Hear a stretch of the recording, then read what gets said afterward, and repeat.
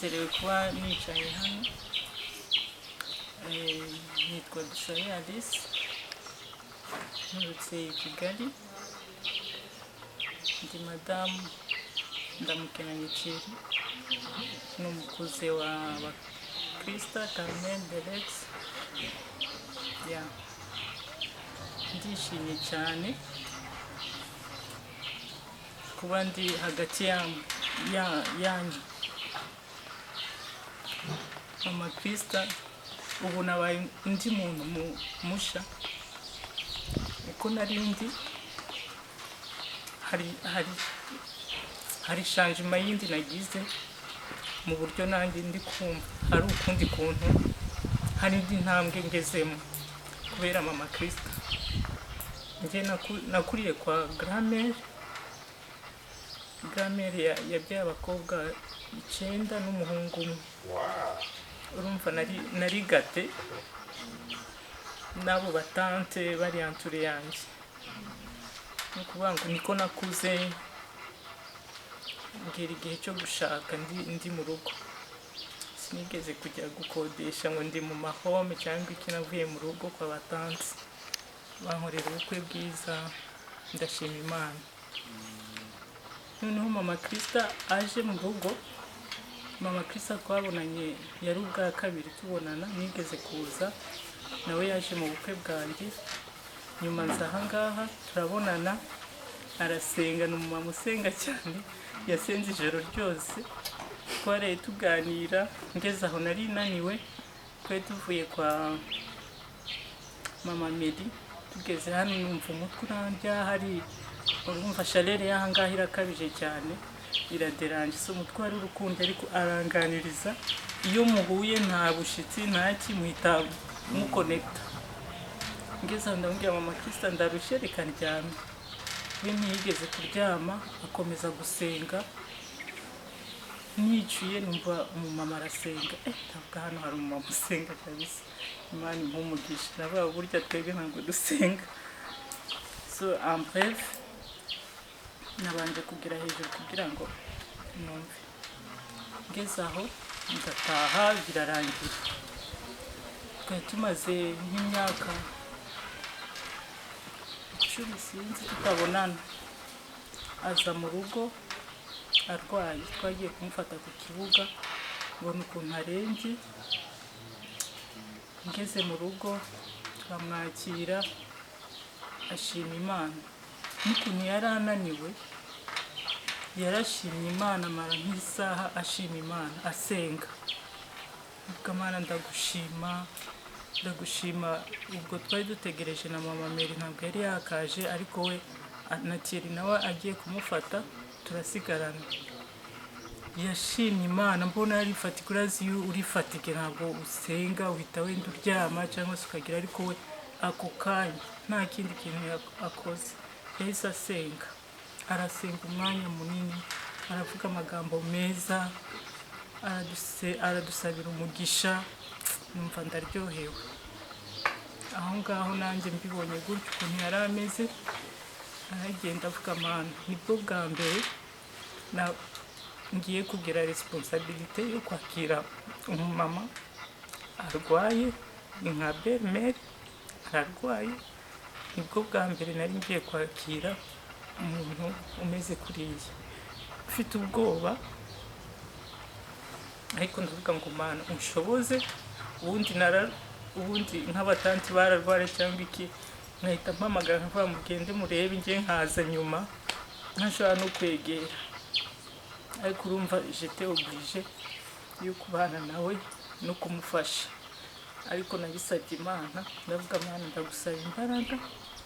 Urabona ko sinshobora guhamagara noneho babatanti, ngeze mu yindi kote, sindi buhamagare umukuzine ngo ngwino ndebere, no. Donc yari njye nawe tukabana. Ariko ndashima Imana ko Imana yampaye imbaraga, kandi byari byoroshye cyane kuko Mama Krista aragusekera byonyine ukumva ugize imbaraga, kumva uguwe neza. Waramuganiza wabona arasetse, numvaga nezerewe. turajyana muri urwo rugendo rwo kurwara. Imana iradushoboza, tumujyana kwa muganga, akomeza araremba,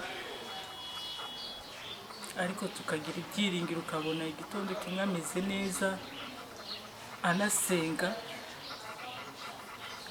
Hari ikindi kintu yanyigishije ni ugusenga.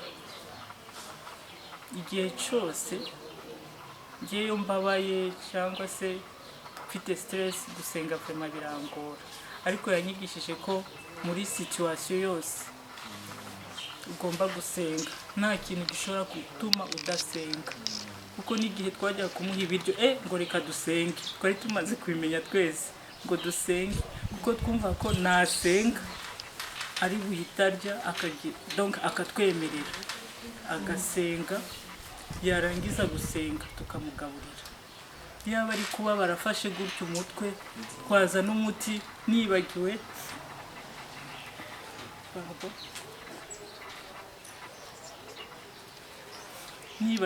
nibagiwe nyine gusenga, nafashe ikinini nagishize mu kanwa gahita kivanamo, ngo ntabwo twasenze. Navuga ngo yego, navuga mbabarira, nibagiwe mama, nibagiwe, reka dusenge.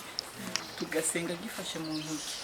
Aho ngaho naraseka nkagira, ariko mu mutima nkavuga Mana yanjye, uyu mama ntabwo asanzwe, no kubabara n'iki byose, ariko aribuka gusenga muri situation ye yose, agasenga. Twajya hanze agasenga, twajya muri dushe agasenga, yaba babara akavuga ngo Mana, iyi migambi yose ndabizi ko uhari kandi ufite imigambi yawe uzayisohoza. Ubuzima bwe bwose ndatekereza ko yamaze nk'iminsi ngahe wenda agiye muri koma, nibwo yananiwe gusenga, ariko ni umumama wasenze kugeza ku munota wa nyuma. Rero ndashima Imana ko hari indi ntambwe yanyeretse, ko tutagomba gushima Imana muri situation nziza cyangwa se igihe bitari byaba nabi cyane, ahubwo ko tugomba gusenga muri situation yose. Kandi ngashima Imana ko hari indi ntambwe nateye mu gukura, kuba responsable, kuko umwana yararwara gato, nkumva ndapfuye ndahamutse, ariko nabaye mu bitaro nkareba abantu bapfa imbere yanjye, nkareba ibiki, ntashobora guhamagara abatanti wenda nkabibabwira, ariko byoroheje, nkanabyoroshye cyane. Navuga Mana yanjye, ariko Imana yaradushoboje. Na mama Mary we ntasanzwe, we arakawuka kabisa, umugani w'Abarundi, ukagira ngo nta kintu gihari kandi bikomeye. Rero ndashima Imana ku bwa mama Christa, ukuri yatubereye umugisha, yaradusengeye cyane muri situation yose yarimo, ntabwo yibagiwe kudusabira umugisha. Namugiriyeho na faveur, arankunda. Urumva umurwayi ashobora no kukwanga, wanamugaburira akanga, wanagira icyo ukora ukabona ntimuhuza, ariko vraiment twarahuje. Akambwira ngo narasengeye Thierry ngo azabone umudamu mwiza, ngo none ngo kabisa, ngo uri mwiza, ngo ku mutima wawe uri mwiza. Nkumva nanjye bisubijemo imbaraga, kuko agututse cyangwa akagira gute ushobora kwiyenerva cyangwa ukababara, ariko ukurwara kwe nanjye yansubizagamo imbaraga. Akambwira vraiment ndagukunda, nanjye nkahita mubwira ndamukunda, tukaguma muri ibyo ngibyo. Akambwira ngo turasa nkaga kabisa, turasa. Hari akantu twicishaga mama Mary, afite akaga point de botte, urumva ko nanjye ngafite. Wanze kurya, nkambwira wanze kurya kandi dusa, ngo turasa ngo hehe. Hari igihe yabyangaga, ngo turasa hehe, ntabwo zana ukuboko agakoraho, urabizi ko ari byo. Yarangiza nawe nkambwira akoraho, ako kanya tugahita tukarya nyine, akagira morale n'iki byose. Donc yo Mana we, ni ukuvuga ngo numvise nahise mbese njya mu mwanya wanjye wa Christa, wa Carmel, wa Delex. Ikintu batangariza na Christa na Delex namwe, nuko vraiment atashe neza, atashe mu munezero ashima Imana asenga avuga izina ry'Imana. Abantu baza kumusengera ngo barangiza gusenga ngo reka nanjye mbasengere, ukumva ugiye kurira neza neza. Umuntu arababaye ameze nabi ariko yibutse kuba yakora iki, yabasengera, akabasengera, akabasabira imigisha, ibintu byinshi bitandukanye. So mama Krista ni umumama mwiza, igihe gitoya twabanye ni umumama udasanzwe ufite courage. Hari igihe yadusetsaga ameze nabi ariko tugaseka, ukabona araryamye yananiwe kubyuka ariko twamubwira ngo hari umushitsi uje, yahitaga ahaguruka.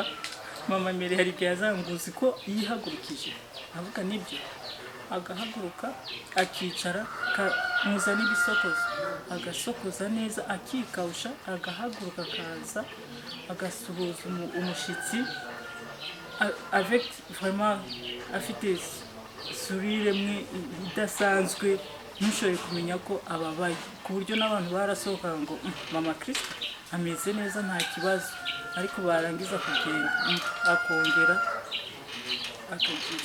Ariko abashitsi twarabara rimwe na rimwe abashitsi ntibaze kuko biteye ubwoba, yahitaga amera nkaho atababaye akihangana. Donc ni umumama wihangana, ndatekereza ko niba yarabashe kuba yihangana ababara, ndimagine ukuntu ari muzima mu buzima busanzwe, ukuntu yihanganiraga amasituwasiyo yose yahuraga nayo. So Imana ibahe umugisha ko twabashije twese kwihangana, kandi turizera tudashidikanya ko mama Krista ahari ameze neza. Natwe dutegure urugendo rwacu, kandi nashimira ko mama Krista akunda abana be. Yakundaga kuvuga Carmen, uri umwizigirwa, sinzi umwizigirwa ntumbaze, ko usenga ukomeze usenge,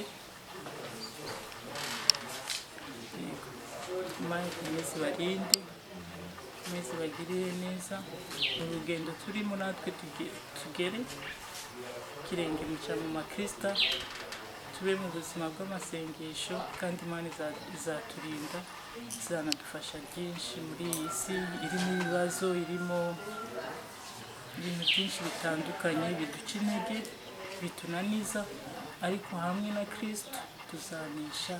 Imana ibahe. Ku batanzi nitwa Desire Masabarakiza, nkaba mbaye Johannesburg, South Africa. Mu bantu botanga ishinga nayo kiza kuri mama Krista ndimo. Mama Krista ça fait imyaka 25 ndamumenye. Icyo gihe niga kuri ETS yo mu Kamenge, hanyuma muhira hari mu Kamenge muri quartier Kavumu. Et puis sinzi ko mwese mubyibuka igihe cya crise muri 93.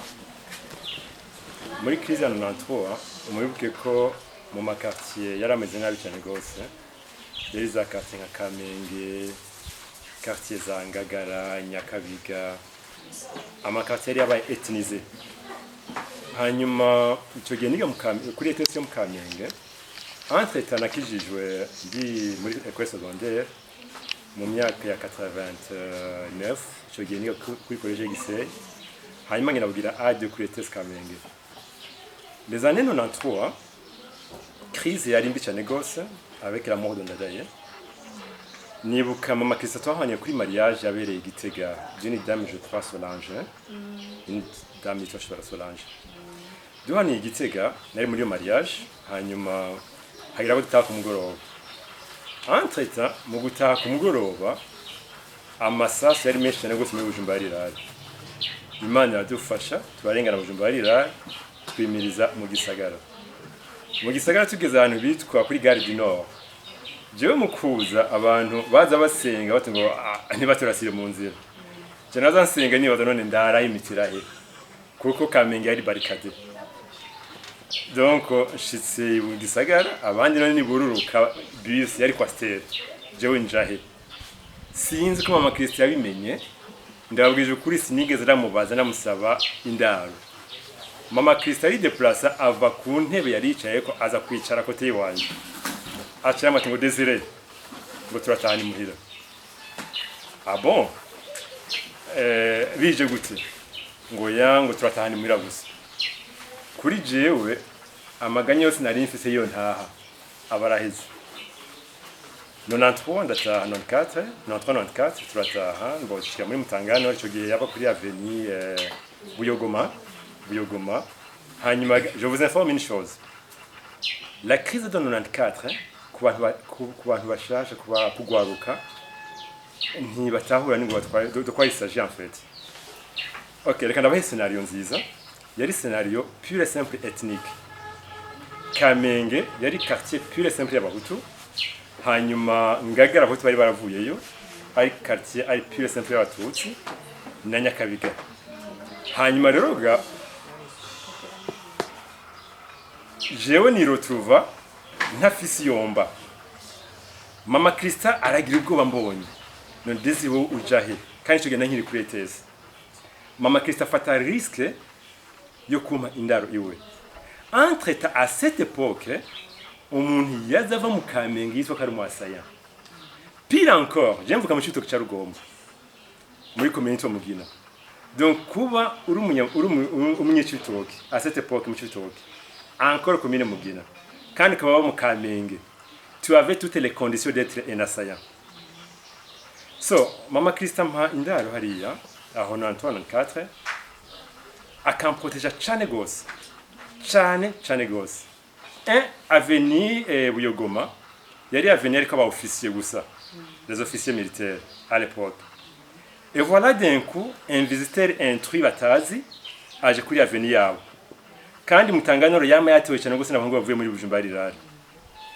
Je suis là entre temps ibi bintu by'abasanze Sheikh maze ko byakuze byari byinshi cyane gose, on a éliminé beaucoup les gens.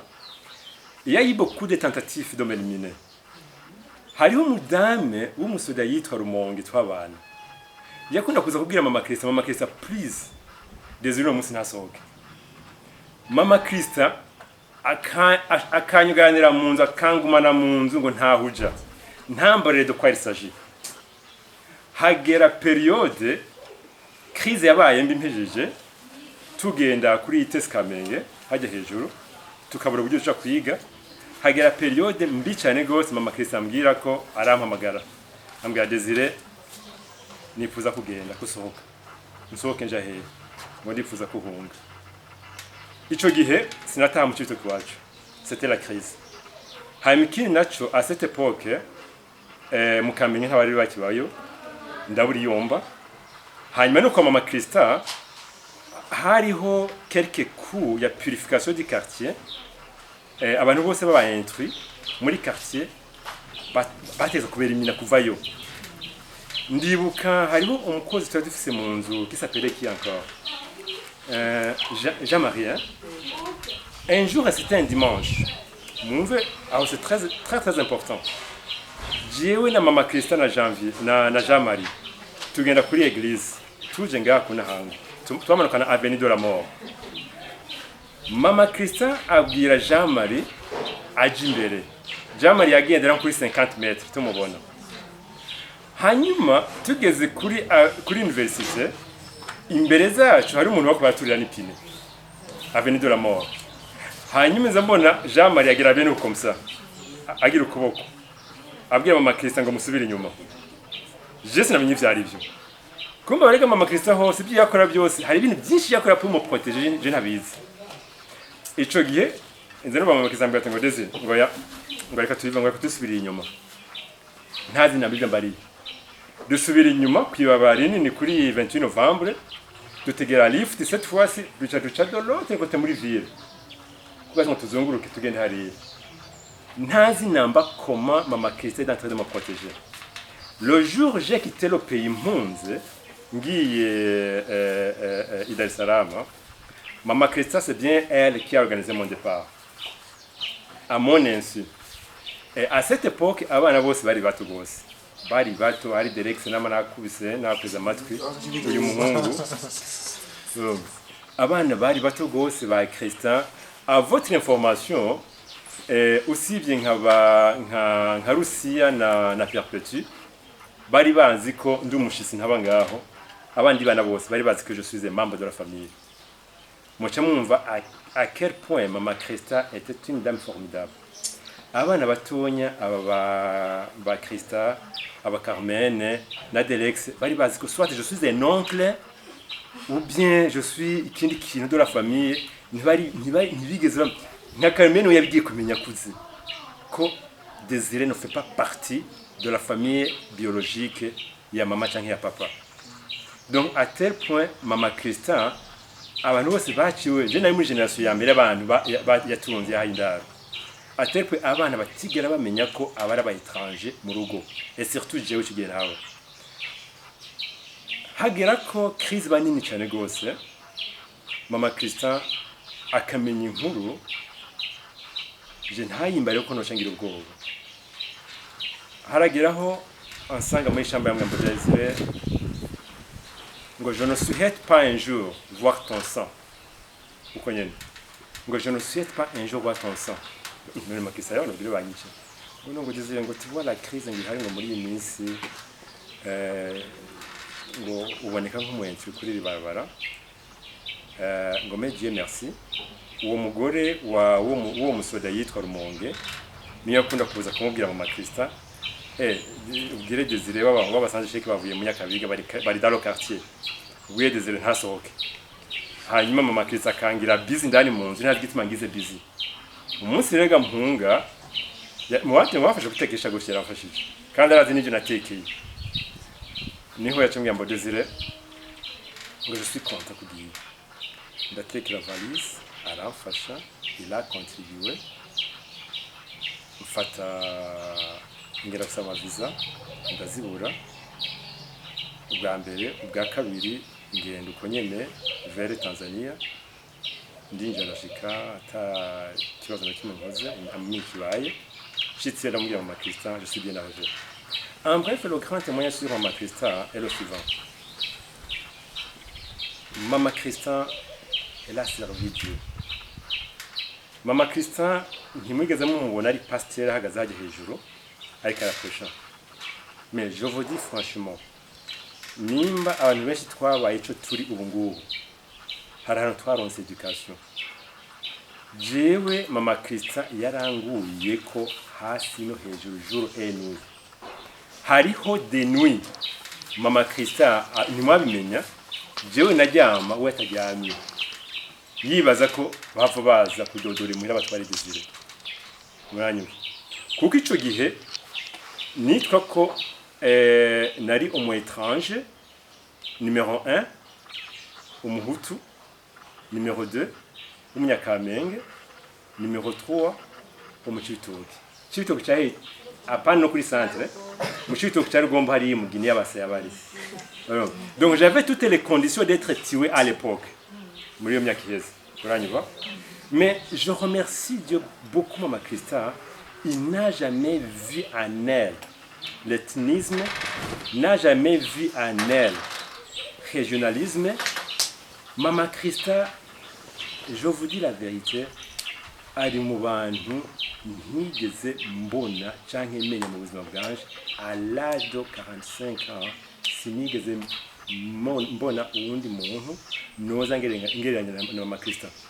Je ne vous parle pas d'une femme ntabanye nawe, je vous parle d'une femme twamaranye umwanya munini twasangiye twatemberanye twavuganye. À votre information dusohotse hari akageste yagomba gukora yagenda afashe nk'uko gatano umusheri wiwe. Donc aho hose yagomba yari intégration abone ko yagumagira inquiétude ko Désiré yisanta mal à l'aise ahantu hari. Donc akagira ivyo ashoboye vyose kugira ngo Désiré yisante bien à l'aise muri famille. Dernièrement Maman Christa avant son départ twari kumwe kuri Noël. Kuri Noël nagize un petit son ngaha hanyuma on a été accueilli chez Carmen. Hanyuma Maman Christa kubera yaragwaye baramuanonsa bien avant kariho ndi kugira ngo crise ntagire shock niyambona aje turahoberana turamukanya hanyuma duhejeje acarankwe gukuboko anjani ndani mu nzu harano twicaye panda y'heure de temps yambwiye byinshi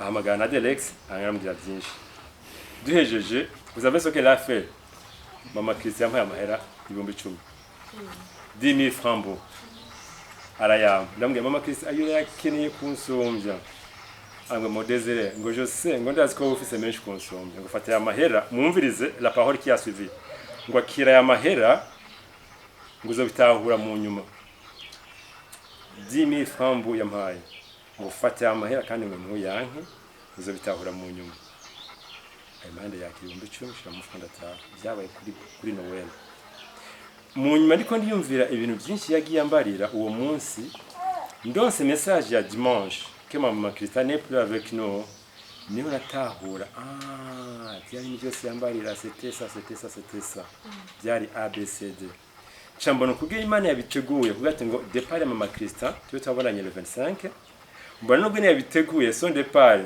mbere ngaha kuko hari abana bamwe bari gusara cyane kubati ngo mbere ngaha hafi ya Nadeje hafi ya Kamene hafi ya Christian hafi y'umuhungu nkunda kwiga amatwi cyane donc chambona kugene Imana yabyorganije Dieu l'a voulu ainsi en bref j'ai un bon témoignage pour maman Christian.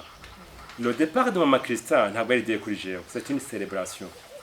Je célèbre la vie chrétienne, le séjour de maman Christian ici-bas.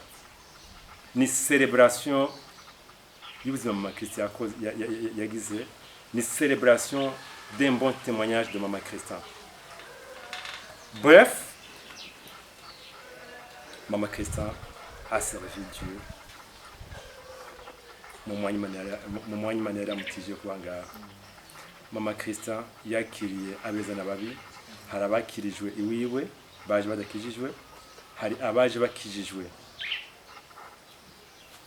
bateye imbere kandi avote des informations je nta muntu yabaye ko mama Christian nigeze mbona asabiriza ça je vous informe nta muntu n'umwe yabaye ko mama Christian asabiriza asega atigaburira nta numwe abantu bose babaye kwa mama Christian je vous informe bamwe ntibari ngaha hari abari buraya hari muri Amerika bamwe twabaye en contact nabo bose bameze neza tous les enfants babaye kwa mama Christian je mbi Johannesburg sinsega nditunze n'abanje so hariho une bénédiction particulière hariho nayo mahera yampaye le 25 nagiye kubitahura mu nyuma ivyo yakarambariye ivyari byo.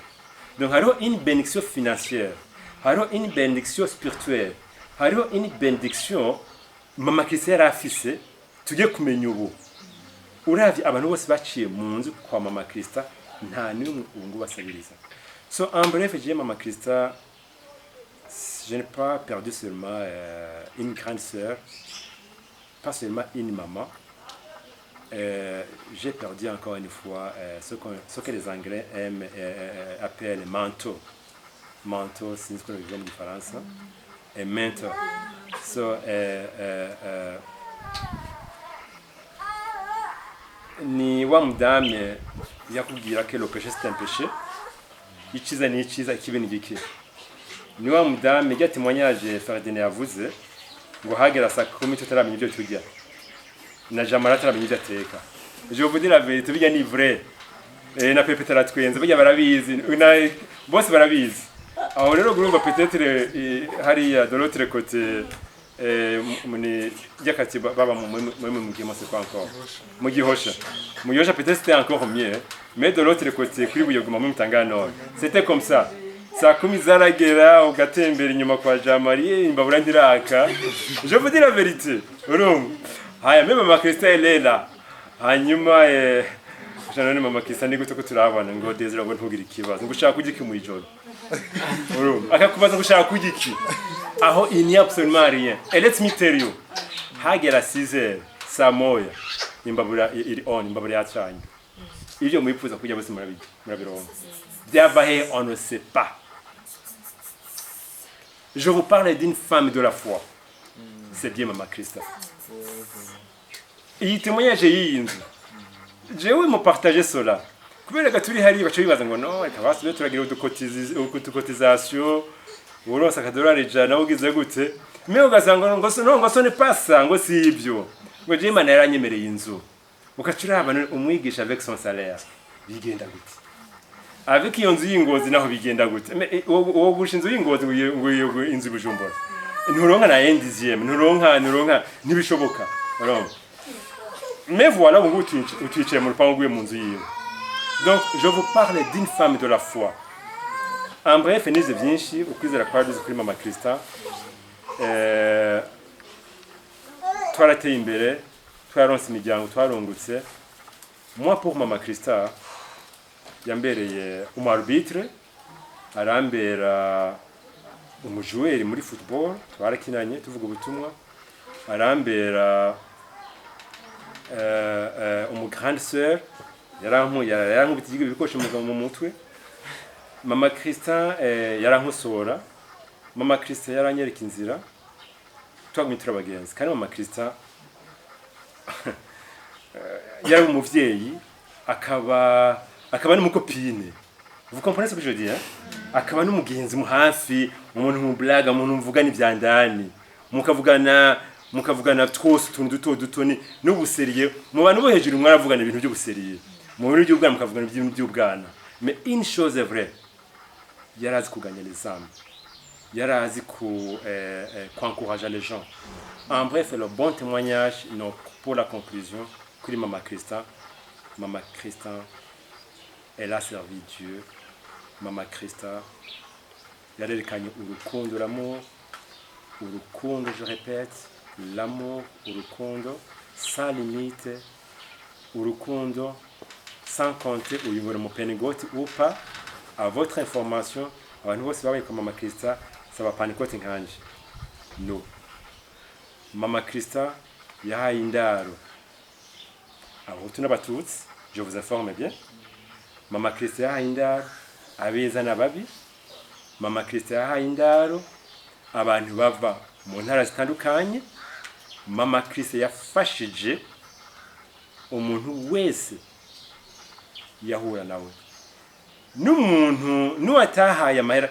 Mama Christa yarampa amahera amafaranga nkara amafaranga atusha ariko akashaka kuma amahera. So kuri jewe ndabashimiye gose kugene mwasubiye no kwitwa bino rubanza. Ndizeye ko ibyo twize ibyo yadusigiye ce que nous avons appris chez Mama Christa nous allons pratiquer. Tuzotanga indaro nkuko yabikoze. L'une des choses tuguma tumwibukirako c'est marcher dans ces principes, les principes de la foi, les principes de la prière. Niyo deux socles nabonye, c'était la prière. Ça elle est prière nkuko Carmela yavuze, elle est prière. Tukabandanya muri izo principes za Mama Christa, prier, aimer les gens, accueillir les gens, ukababaranwa n'abababaye, ukanezeranwa n'abanezerewe. Ça c'est Mama Christa.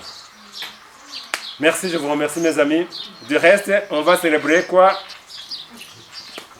Le passage de Mama Christa sur cette terre. Je vous remercie. Allez. Jewe yitwa Pasteur Ndayizeye Ferdinand, umwana umuvyeyi wacu Hahirya Beatrice, uwo turiko dushingira intahe kuri uyu munsi udasanzwe kubizera. Tuba dufise amashimwe adasanzwe ubwo tuba tuzi yuko umuntu yizeye Imana akwiye gushingirwa intahe, kuko n'ijambo ry'Imana riravuga ngo ibikorwa vyiza bimuherekeze. Rero muri makeya ndavuga ubwa mbere na mbere ko twamenyanye n'uwo muvyeyi n'uburyo yambyaye nkaba umwana wiwe. Bwa kabiri ndaza kuvuga uburyo namubonye nk'umuvyeyi adasanzwe mu buryo bwo kuba umuvyeyi. Bwa gatatu ndaza kuvuga uburyo twabanye, ibyo namukuye ko, ibyamwe twamwamuye ko, ibikorwa byiza twamubonanye. Umubyeyi yari afise ikintu kidasanzwe muri we, aricyo Imana Data mushobora byose yizeye yamubereye umufasha atabura guseruka mu magorwa. Ubugira kane ndaza kuvuga hejuru y'amasezerano Imana yamuhaye tubona hamwe twarayabonye, ayandi Imana yaramushikije twebwe tutabibonye, kuko hari iby'Imana ikora tubona, hari n'ibindi ikorera mu ibanga. Mu kuza kurangiza turaza kuvuga hejuru y'urugendo rwiwe ko kuva muri iyi si, ko twasezeranye, ko yadusezeye. Ariyo mpamvu uno munsi turiko dushima Imana. Kuri bamwe baba babaye, ariko kuri twebwe abizera dushima Imana kuko yarangije urugendo amahoro. Rero nari namaze kwidondora uko nitwa. Jewe uyu muvyeyi twabonanye mu 1996.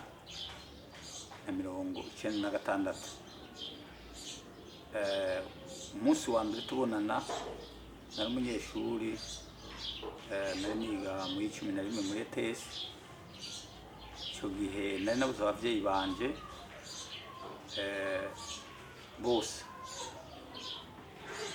Hanyuma ngira ikibazo, nari ngiye gusenga ku rusengero rwa Pentecote ku Ntahangwa, ngeze ahantu bamwe bita kuri Gare Nord, uza kuri hôpital militaire. Ndahagarara kuko nari ndushe cyane uwo munsi.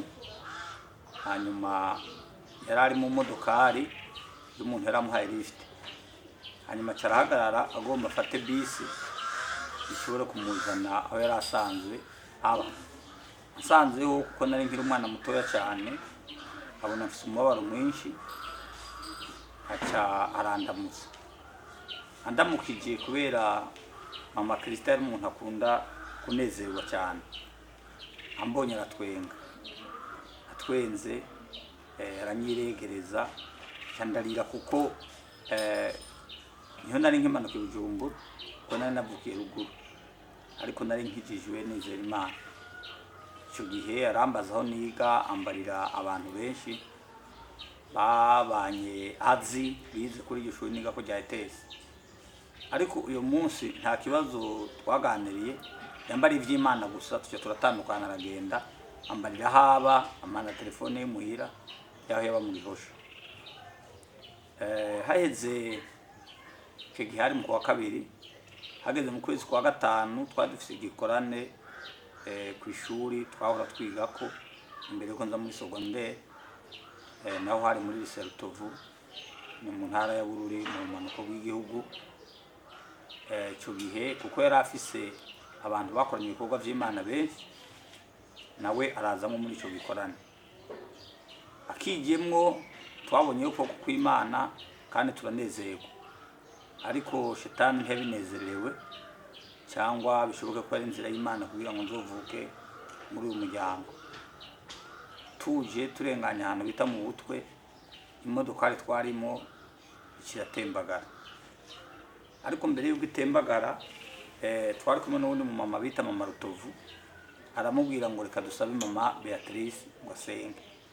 Arasenga, twari turaduga ahantu bita Imahwa, kandi imodokari ikiriruka cyane.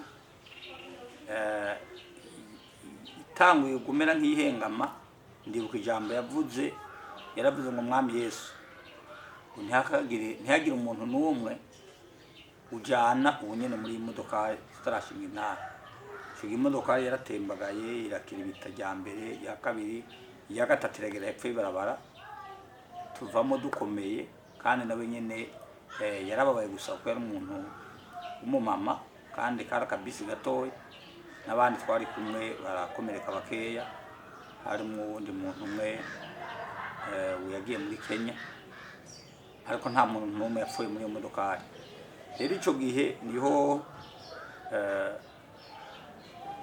kumenyana kwanje nawe byatanguriye, kuko tumanutse jewe ico gihe namutora isakoshi yiwe hanyuma ndayitwara ku ishuri abantu baranantwenga ico gihe ubu ntwaye isakoshi y'umugore ariko ndashika ndayinyegeza ndayibika ko ntari nzi ahaba ndagerageza ndagenda kubabaza kuko ari yarambariye ko ari ahantu basengera rero ndahashitse aranezerwa cyane n'ibintu byose byarimwo aranezerwa ko ivyo bintu nabizanye nico gihe yatanga kuvuga ngo umwana mwiza nyene amajambo yo gushima guhera ico gihe haheze iminsi naswendaga ko ndasengeraho niho yacambaza igituma abona ko niraburaniwe ndamubwira ikibazo mfise acarambwira ati uzoze wibere ngaha rero kuko nico gice cya mbere cy'ukuntu twabenyanye aho hantu mvugo bitaciye ahantu horoshe kuko inzira z'Imana ziba zigoye hari abo kugira uhure n'uwundi bica mu nzira nziza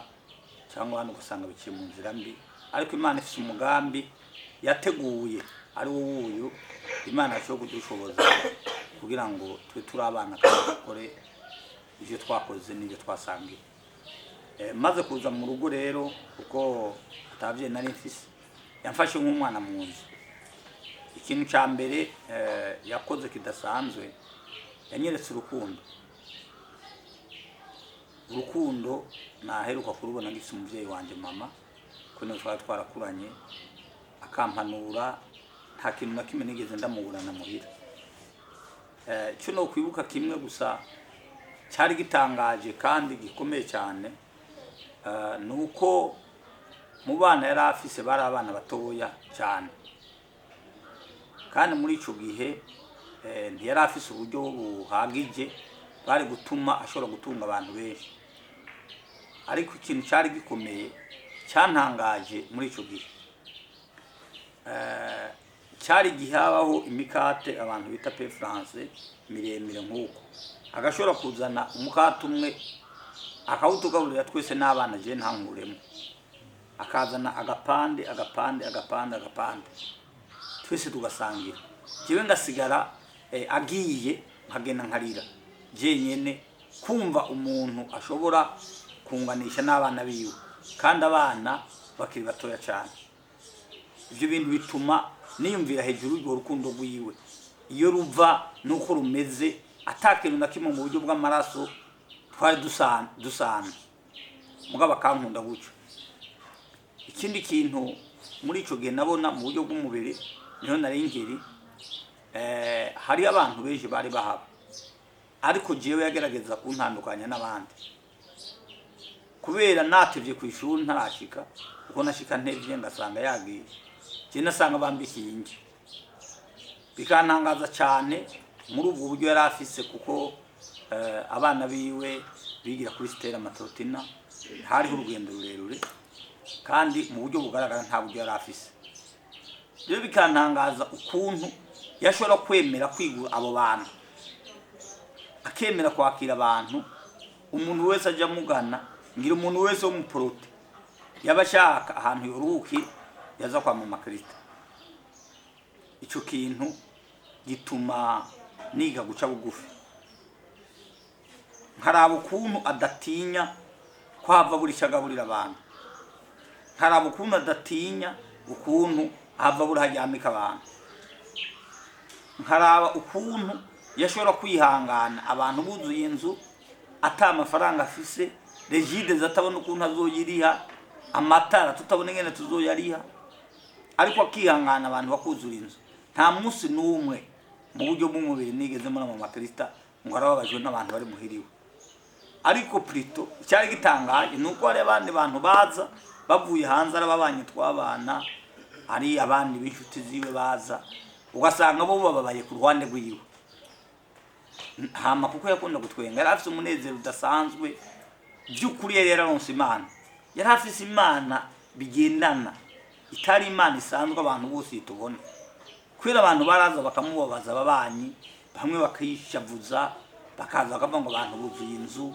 kandi bakazana ibintu by'amoko biba mu gihugu akagoma yihoreye akagoma yitwengera aje ashitse mu nzu akazitubera ngo nakareka mbari ibi nibi wariko bashareka twisengera jewe kubera ayo makuba nari naraciyemo naguma ngenda ndobuseruva nagenda ndaraba ikintu cyose akoze kikanyigisha kikantangaza naho nari mutoya nkimvira umuntu ugiye mu buryo bw'umubiri yari gukunda abana biwe akabarondera ibintu bikomakomeye akabarondera kuko umugabo we yari umuntu yarakomeye mu gihugu yari kugenda mu promotionnaire biwe b'abasoda akagira ibindi. Ikindi kintu cyantanganye mu buzima bwiwe mama Krista ariwe Beatrice yari umudamu mutoya yari akiri mutoya yapfakaye ni mutoya cyane. Ibyo tumenyereye ngaha mu gihugu tumenyereye kandi yari mwiza cyane yari umumama mwiza cyane afise akaranga ntitwovuga ngo yasa na Dawidi ariko yaramwababa kuko ijambo ry'Imana rivuga ngo Dawidi ngo yari umusore mwiza umusore w'inzobe. Mama Krista yari afise inzobe idasanzwe abantu baramuraba bagatamarika yari ameze neza cyane. Ikintu cyanangaje nukuntu yashoboye kwihanganira abana biwe yasigaranye n'umugabo ntiyabata mu misi mu buryo bw'umubiri nabona nta bantu benshi muri famille nabonaho ariko nabona abantu b'Imana. Icyo kintu kirantangaza ukuntu yemeye kwigura abana biwe mu bukene bwiwe no mu butunzi bwiwe birantangaza bimbere ikigwa binyereka ko ari abandi bantu bafise umutima wo kwihangana urenze w'abantu basanzwe bafise. Turabiye kubwiza yari afise tukaraba n'ubuto yari afise yari kubareka umuryango ukabareka akagenda karongorwa kandi akabaho neza nta n'ingorane n'imwe yari kugira. Ariko kuko hari ikintu kimwe navuga yari afise kidasanzwe yari afise Imana yamubamwo yagendana nka kujya kumuntu agendana amafaranga mu mufuko niko yari ameze. Umuntu yakura yashatse umuntu yagura icyo agombye nawe Imana yiwe baragendana. Ubwo nibwo buzima hanini jewe nashoboye kubona mu buryo bw'umubiri. Ibindi twabona n'umuntu yabana neza n'abantu ahantu jewe nasanze aba nta muntu n'umwe nigeze mbona babanye nabi. Nuwo shaka kumugirira nabi ari umuntu yigeze kutugomorera kwa amazi yo mu bikona by'inyuma yaca yihorera twabona toye mukubuzo arayakubuye ntagire umuntu n'umwe twebwe ishavurika twica twumva ko tugenda tukagwana kuko twari abantu b'abajene twumva ko dukomeye tuba tubona ko aradusuzugura kubera umugore ari umupfakazi bikatubabaza akashobora ngo none nta ngorane bine satani. Twebwe rero kubera twari mu umuntu akaja mu mubiri kavuga tuyaye umuporoti byamugoye vraiment natureke akaja tubarira amajambo ati mwebwe mugomba kumera nka Petero ati mugomba kumera nka Petero umva yabitse imbugita arayigumana akatubwira ibintu by'amajambo y'Imana. Twebwe bikatugora ukuntu tubyumva uko kuntu ameze n'ukuntu ateye bamwe tukagenda tukamera nk'abaja pempeni tukavugana mu bantu babaho muhira twabona none usanga umuntu yaradanganyitse ibintu by'igiporoti biragoye n'ingorane binaguma tubwira ariko ugasanga yabimenye. Ikindi kintu nabonye cyari gikomeye nuko mu bantu bari bahawe murazi haba abantu haburunturun abantu yaratunze twese ni twara dufite imitima imwe. Hari abantu batashobora kwihangana nk'uwo mukazuzanye igipande umuntu yabashakaje ibyo kujya byinshi wewe yacaguma yitwengera ntangwa n'imwe bafise wewe yazanye ukeya mukadusangira hamwe bakajya abandi ntibaje nta ngorane naho baba ari bari umunabi bo bari bahaba nta kibazo yari afise yacabwira ngo mwe musenge nta ngorane ukaraba ukuntu urumva turi mu mubiri kuno ubwira ngo asenge umuntu nawe nzarigiye kugukubita yarafise umwana umwe w'umuhungu yakunda kurira cyane tukagira nk'isoni ukavuga uti none tugira gute. Ariko wewe nta munsi n'umwe yigeze yiganyira ku bintu byo kurya cyangwa ibintu byo kwambara nuko twabona yuko yapfakaye cyangwa ibindi ahubwo abantu bose baramwibazako baribaza igituma bakiyumvira igituma tunza abo bantu bangana uko bakarondera ruveni ziwe bakibaza ko umugabo wiwe bafisandi yabitse amahera ngira yobera yimbiye. Hariko abantu ngo baza bakaraba bagasanga abana bavyuye abana tunze baravyibushye twiririrengarenga n'umunezero w'Imana yari afise muri we kumva twe ntitwashikana uko kwizera yari afise twe twaguma mu mubiri gusa niho ngire n'uyu mwanya tukabona abantu basa neza abana biwe bagasa neza bagiye ku ishuri ukabona umuntu arahagurutse araje atwaye abana biwe ku ishuri, abandi inzigo zikabica, abandi bagenda n'amabisi bagashikayo batebye, wewe ukabona umuntu ari porose volontaire arabatwaye. Rero bituma dutinya ikintu camubamo mu buzima bw'umubiri, dutinya ikintu yarafise, hari ikintu yarafise kitameze nk'icabandi. Byasaba ko abantu bose bibaza, bakabirondera, bakibaza, bakabaza abantu, bakabaza abagenzi, bakabaza bagendanye n'umugabo, bamwe bakabaza n'abantu muri famiye. Ariko nabonye ibidasanzwe muri makeya mu bijyanye n'umubiri, ni nk'ibyo nashoboye kubona. Ariko aho tumaze kuharengana, mama Krista yari afise icyumba cy'amasengesho aho abantu basengera. Kugira ngo icyo cyumba kibeho, byatanguye muri abo bantu yaretse, abantu bakaja basenga kubera rya jambo mvuye ko rivuga ngo hari ikintu yari afise muri we. Icyo kintu yari afise abantu bashobora kukimenya n'abashobora kugitahura, n'abantu bajyana nabo mu Mana bagasenga. Udasenga ntibashobora kuvyumva. Rero dutanga kugenda n'abasenga nabo tubana. Ubwa mbere ho byari bigoye kugira ngo abantu umudamu w'umukoloneli usanga abantu buzinze bari ko basengera muri sala. Yari afise ahantu abantu basengera, nta gazo yari hari nk'iyi. Uno munsi Imana yamuhaye ahantu muri ko murabona inzu imeze gucya isa gucya, hari gazo nk'iyi, hari amashugwe nk'aya yakunda mama Krista. Twasengera muri sala, bamwe bakicara hasi, abandi bakicara kuri saramanje, abandi bakaja mu gikoni, abandi bagahagarara hanze. Ibyo byose nta muntu n'umwe byigeze bitera ikibazo. Turashima Imana kuko icyagaragaza ko yari afise ikintu muri we, nuko nta munsi n'umwe twigeze tubona abantu muri quartier bahaguruka ngo baje kubigwanya. Muri iki gihe murazi yuko abantu kugira ngo basengere muhira cyangwa basengere ahandi hantu impaka impusha, abantu bafise ama autorisation ibindi. Kubera iki? Kuko abantu ibintu barabivanze. Ariko mu misi yahera abantu ko bari bameze, bari bafise ikintu kibabamo, bari bafise Imana babamo yatuma ibyo bintu bitarinda kurondera. Rero ico gihe tubana asenga hari ico gicaniro cyaba ku Mutangano no mu Gihosha cyaba kwa mama Krista Beatrice tuvuze, ku Mutangano naho cyaba ku wundi mugabo yitwa Andre. Basengera kabiri mu isomene, hanyuma dimanche bagaca bagenda ku ishengero rya Panekoti ryo ku Ntahango.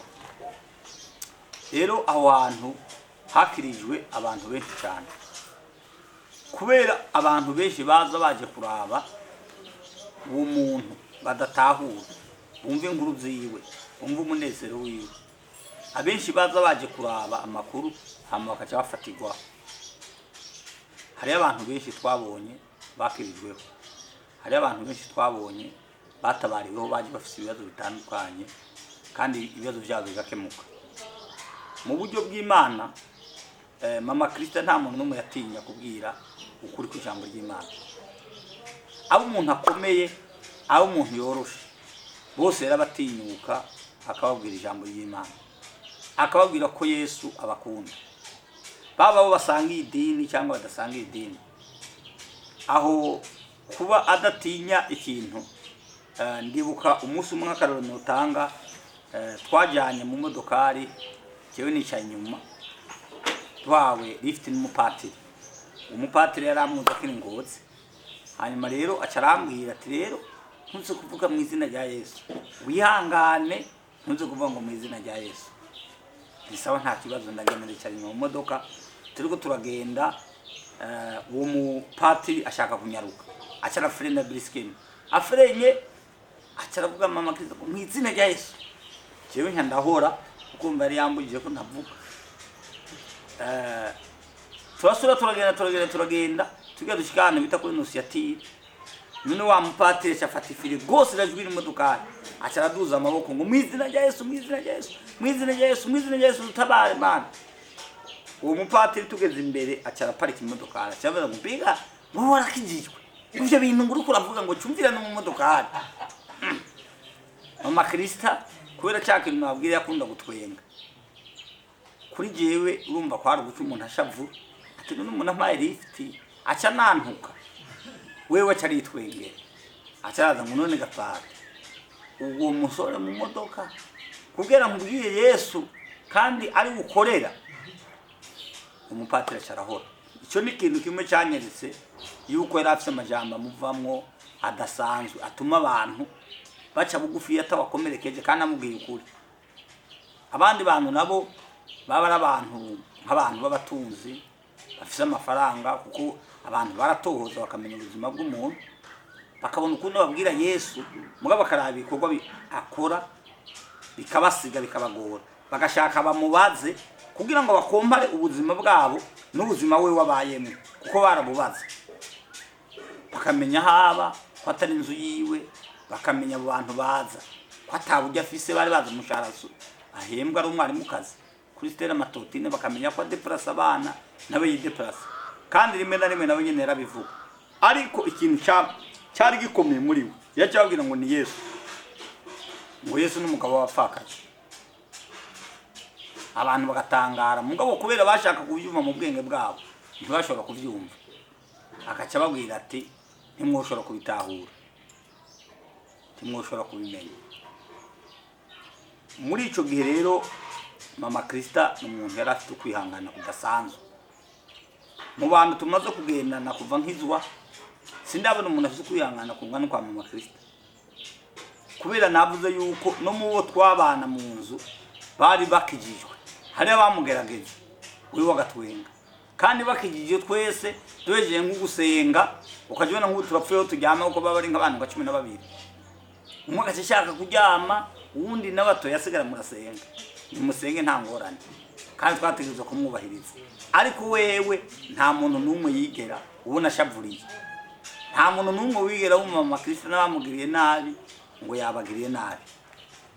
Ikindi kintu yari afise gikomeye mama Krista yari afise ukwizera kudasanzwe ukwizera gushobora gusenyera imisozi yashobora kwizera ibintu atari karabona utabona n'inzira ubishize mu bwenge bwawe kuko twagiye turivuga rimwe na rimwe ubizanye mu bwenge ntibashobora kubyemera kuri dutanga nk'akarorero umuntu akubariye ngo reka dusenge ngo saa sita abana nibataha barajya wowe ukabona umuceri ntawe uhari nta kintu na kimwe kihari ntubona arakore ko atamahera afise nawe yabisi ntubona n'isukari nayo yaviva n'amakara ntubona havava mu bwenge bw'umwana w'umuntu byari bigoye mugabo wewe yarakwemeza yuko muhava mujya.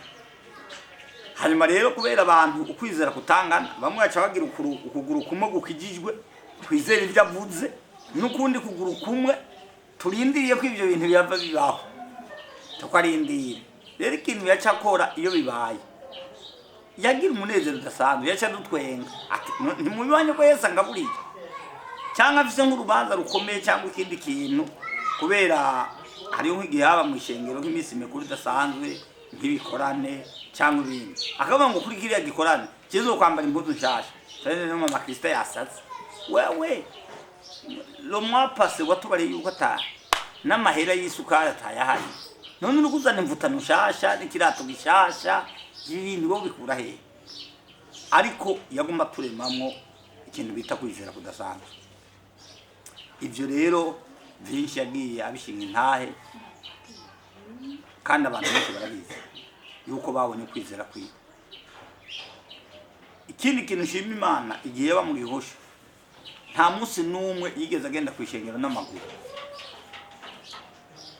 nta munsi numwe yigeze agenda kwishengera n'amaguru kandi mwumva ko uburyo bwiwe butashoboka akatubwira ati Imana yaravuze yuko inyoni izitunga ati je rero sindi inyoni amashugwe Imana irayandika je sindi ishugwe jewe ndutishugwe kandi ibyo twarabibonesheje amaso turabona yuko ukwizera kwiwe utamutetereje. Ikindi kintu mama Krista yari afise mu buryo bw'Imana yari afise kuvuga ubutumwa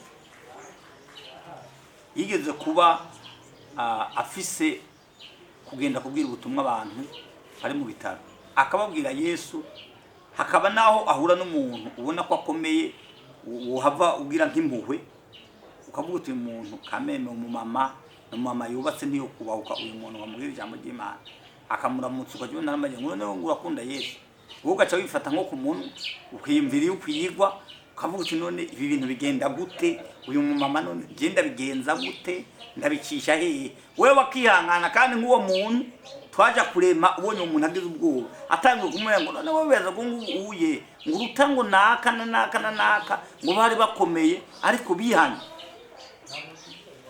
yarakunda gutanga ubururu bw'abantu bari bakomakomeye bihanye bari mu ishengero ry'Imana none wowe uramuruta wowe uraruta nataka yapfuye wowe uraruta naka yahevye inzoga akaziheba gose uno munsi akaba ari umuntu w'Imana arabo kwasa yakunda gutanga ubururu bw'abantu kubera rero bya jambo navuga gikintu camubamwe abantu cabagora gutahura uburyo abayeho n'abaririmbyi murazi ko bakunda kubivuga ngo uburyo tubayeho abantu biyobera abanyabwenge bikayobera abantu boroshe kubera uburyo yarabayeho abantu babitwaye mu bintu batabyumva byatuma bamwumviriza arabaho kandi avuga ijambo ry'Imana hagera igihe abantu batashobora kuronka bakwirwa mu mashengero muri cellule de prière aho twasengera kuko yari afite n'amasengesho y'amakesha kuwa gatanu ugasanga abantu burinze buca bicaye basenga kandi ikindi kintu mama Krista nawe wajya kumuramutsa nawe waburi inshuti imeze gute ntiyashobora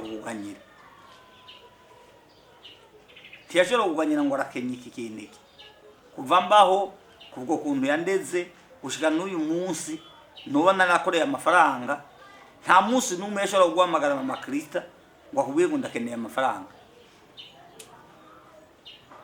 yarakubera tusenge turiko turasenga hari ikibazo kanaka wowe nimba umutima ugukozeko naho wayamuha nkatwe twari abana biwe yabanza kuyasengera no kuvuga ngo yari afise ikintu yizeye kiruta ibindi bintu byose naho wayamuhurinde ngira ngo n'abana biwe wowe yamuha yaragenda wewe yaje gushima Imana ageze muhira akavuga ngo Imana yambaye amafaranga wowe ukayamuha wibaza ngo kubera se mama kubera yangiriye iki wewe bakavuga ngo Imana iguheza kiri ngo Imana nanyishuye aho bari bururu bwinshi twashoboye kubona bwagiye bubaho muri abo bana benshi yari yarareze n'abana benshi cyane n'abandi bantu yafashije n'abantu biga ku mashuri bakaza bagacaho barindiriye kuduga mu mavakanse abandi nabo baje gusenga abandi baje mu bikorane ugasanga abantu baruzuye mu nzu nta numwe niwamuzanira ikintu yigira avuga ngo urakoze wowe uko ari wowe ukoze yavuga ngo Imana irakoze ngo Imana iguhezagire ko yagukoresheje no kuvuga ngo icyo kintu yarakizigamye nk'ikibisanyo kidasanzwe mu buzima bwiwe ikindi kintu gikomeye mama Krista yarafise mama Krista yagumije hamwe mu muryango kubera iyo Mana yarafise ari umuryango wo kumugabo yari yashaje ari mu bana bivukana mama Krista yarabegeranije bose cyo ni kintu kidasanzwe abandi benshi iyo bamaze gupfakara byari gushoboka yuko yigunga akaba muri uwo mubabaro ariko we yabaye umugore magabo abantu batinya we bakabegeranya kandi benshi akagenda kanabafasha no muri ibyo twebwe twita ubukene wewe ntiyanabwemera ko ari ubukene yavuga ko ari gihe ari imwuko atunze Imana imutunze abana bavukana arabasohora kandi abasohora neza cyane mu muryango w'umugabo wiwe twarabona inshuti ziwe zikaza abari bafite ibibazo akabibafasha kandi akendevena mu muryango atitaye yuko we wari umukizwa kuko murazi yuko ari abantu iyo bamaze kwizera ucumenga atandukanye n'umuryango ariko wewe yagumanye n'umuryango ahubwo muri bamwe hariho n'abakijijwe badasanzwe kandi dushimira Imana mu muryango hariho nk'umuntu witwa Leopold yashoboye gukura kure cyane ku bantu tumuzi twabanye n'umuntu ibintu byo gukizwa byari kure yiwe ariko mama Krista aramuzana aramwigisha ijambo ry'Imana arakizwa gushika uno munsi araheba ibyaha akorera ubukwe mu ishengero ry'Imana. Icyo ni ikintu kidasanzwe twabonye yashoboye gukora kidasanzwe abandi bantu badashobora. Yari umugore w'intwari kabisa ku kintu yari yarakiriye cy'Imana. Imana yari yarakiriye ntiyamutandukanya n'abandi. Imana yari yarakiriye ntiyatuma yishyira hejuru kandi ntiyatuma yishyira hasi. Byose yabigumiza muri equilibre nziza cyane. Kindi twashoboye kubona kuri Mama Krista yari umuntu akunda kumara imanza. Je mu manza kenshi nakunda kubona nta rubanza Mama Krista yogendamwo yopfuma aronderanya na papier mushwari mugani yoza imbokoboko. Ikindi nuko Mama Krista agenda mu ishengero ntashobora kugenda adafite amahemberezo. Naho byagenda gute yafuma hebe umukate w'umwana mugabo agatwara amahemberezo kuko yarazi yuko ariho hari umugisha wiwe. Kuri iki kintu cy'ukuntu yamara imanza kubera afite abantu benshi bishuti kandi abantu bamukunda kandi abantu bari bamuzi kandi abantu bari bazi yuko ari umukozi w'Imana. Kubera niba yarahagarariye icyo cyumba cy'amasengesho abantu yari mu bantu bari imbere mu ishengero baramukunda, mu bakristo baramukunda, mu bakozi baramukunda, byatuma yitanga. Mugabo mu mitwe y'abantu kubera abantu bamurabira muko abayeho byaguma bibatangaza bikaguma bavyimvira. Nawe uko Imana imukoreye gitangaza ariko akivuga. Imana yakoreye gitangaza uwo bavukana akakivuga. Umwana yatsinde ku ishuri akakivuga. Yafata urugenda duze rugura agabona igitangaza akabivuga. Mu majambo make yabayeho afise amashimwe muri we. Kuko novuga yuko Mama Krista nkuko twagitorevuga yari inshuti y'Imana. Yaba hafi y'umutima w'Imana. Kuko yari yagize inshuti yiwe kuruta ikindi kintu cyose kibaho mu isi. Mama Krista niyo yamuwe n'impuzu ngurambaye impuzu nshasha ikomeye. Ivyo naje bimubwiye. Mama Krista yakubera ko iyo mpuzu gusa yoguha ukwezi kumwe kamaro nk'iyindi. Twebwe abantu akaba twe bigora. Ariko yarafise kwizera kudasanzwe. Yari yegeranye n'Imana. Kandi nawe yari yarayiyegereje. Kuri ico gice mu buryo bw'Imana nibaza ko nivyo dushobora kwibuka kuko ntawe wivuga byose. Ikindi gice cya gatatu umuntu ashobora kuvuga ni igice cy'ibyo Imana yari yaramusezeraniye. Aho rero hari yagoye kuko abantu bashobora kuvyemera ni bake cyane. Akubarira ibintu Imana yamusezeraniye twebwe naho uteye amabuye abantu ntibushoboye kuvyemera.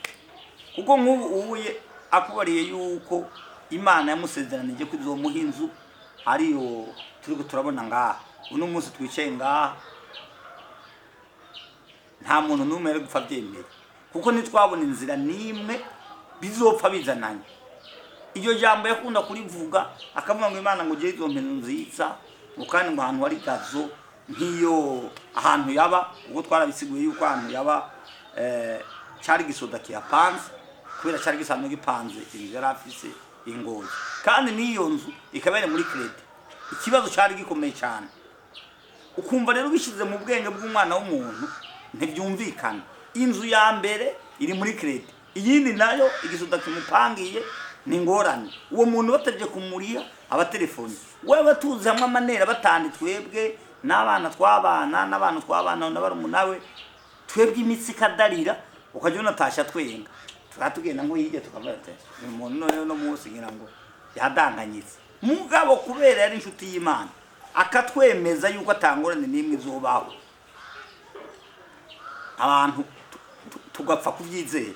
Mugabo ugiye muri logique utovyemera.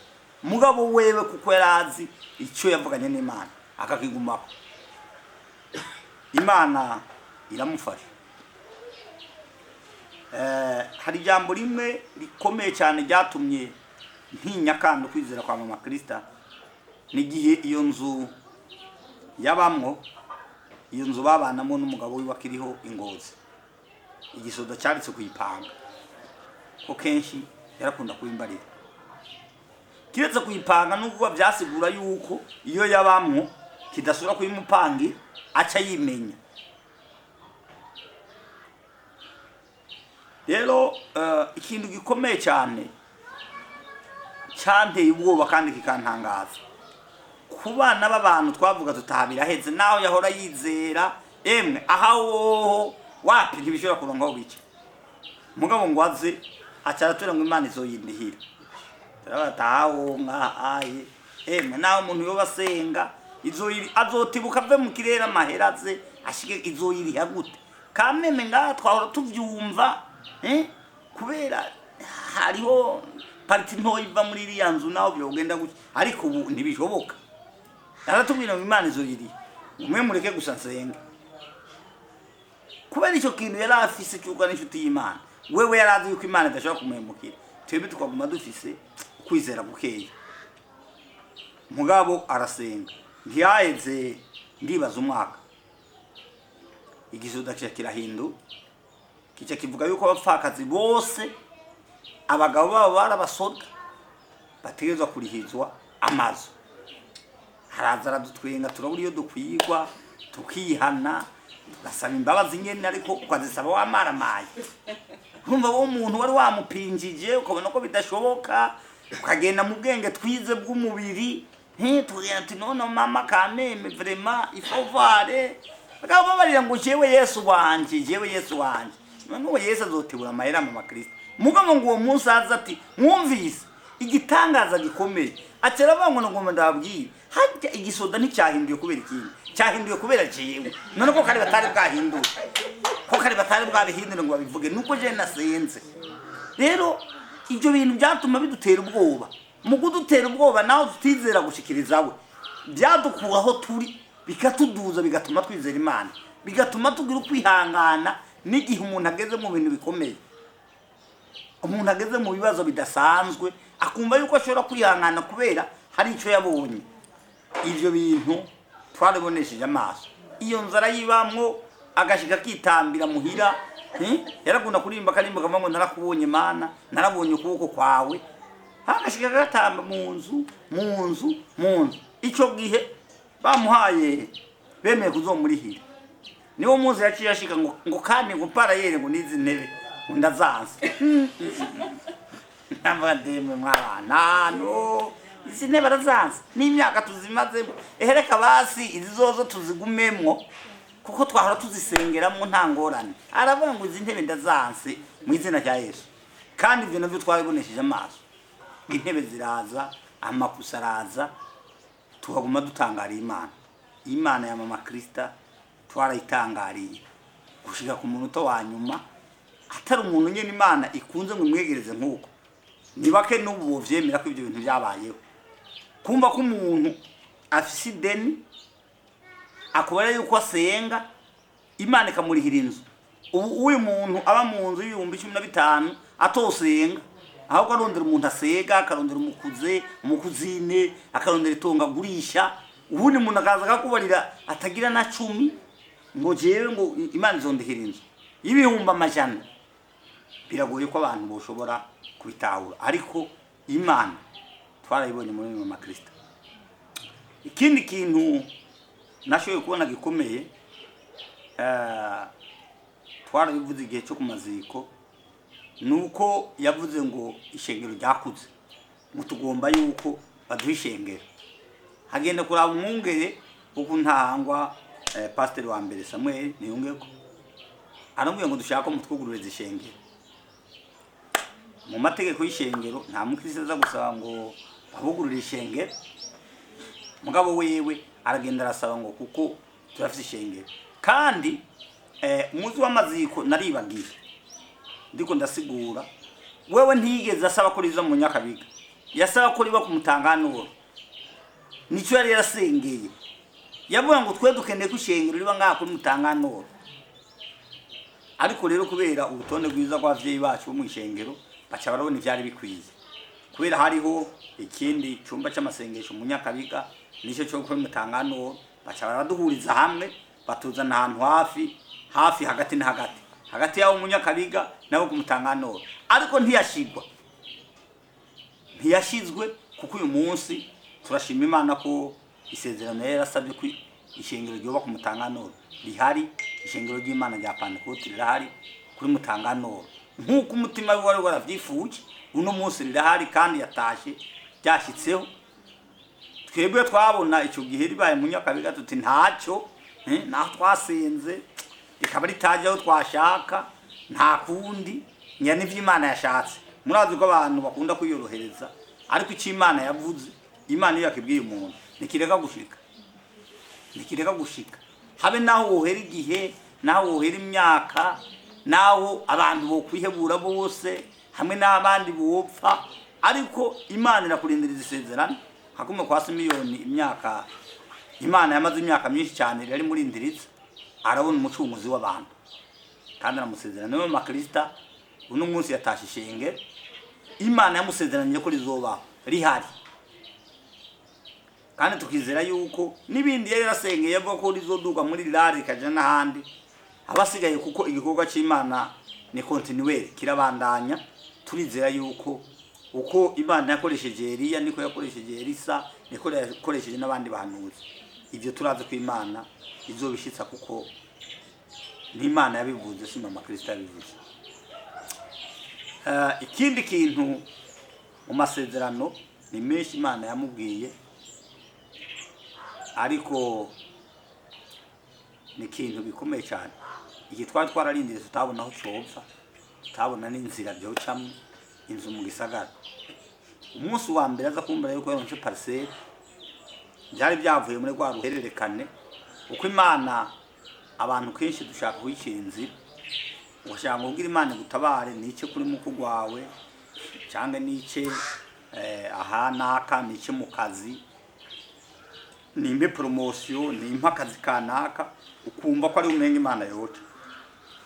Ariko ari Imana cyane badashoboka kugira itabara umuntu, aho umuntu atibaza, aho umuntu nawo kwicara ukagushira ahantu wakomeye utopfa utekereje yuko Imana izoshora guca aho hantu. Rero uko kuntu igisoda cyashoboye kuriha inzu, niho waciye abaho gutanga amaparcelle hano hantu ngwaze, kubera rya jambo twavuze yuko atarafise uburyo budabo ukwiye ngo bayimuhe, akatubwira ati naronse parcelle kandi Imana igira impe yanzu kifata ku muntu. None yego yayiguhaye ati mungasingira amahera yo kuyiriha, none Imana yaguhaye parcelle ntugira amahera yo kuyiriha, usimvye amahera yo kuyiriha ugeze ku nzu, tukumva yuko biturenze. Ntundi umuntu yabaye gutyo tukapfa kwemera nyene, kuko ari byo twari twaramubonye twarakurikira, tukapfa kugenda naho nyene twumva ko nenga umuntu atavyumva. Twagenda turumva bukeye ati Imana yandiye parcelle, munyuma atengiye gutangura kubaka.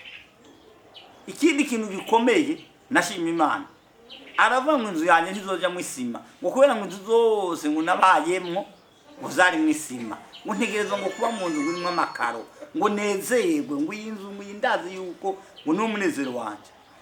Rero ku bantu bazi ibiciro, amakaro Imana yamuhaye imetero kare ni ibihumbi bishiga 35, ukaca wumva nk'amametero kare aba ari mu nzu ashika nka 40 kuri wa muntu tuzi kumukate twahora tucamwe ibipande bitatu.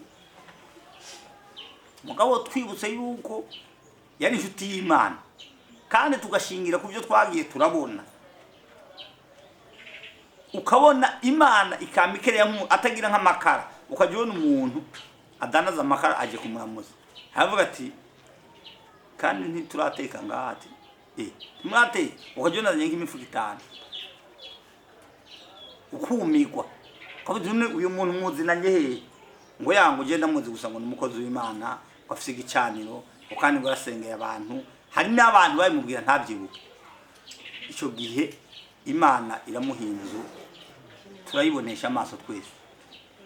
Imana iramuhinzu irimo amakaro nk'uko yayifuje.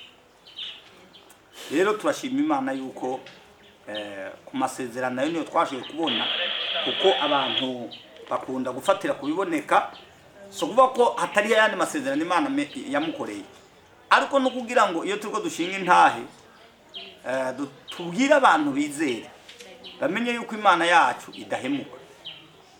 Imana yacu yavuze ikintu iragishitsa, kandi abantu bakunda kwemera ibyo babonye.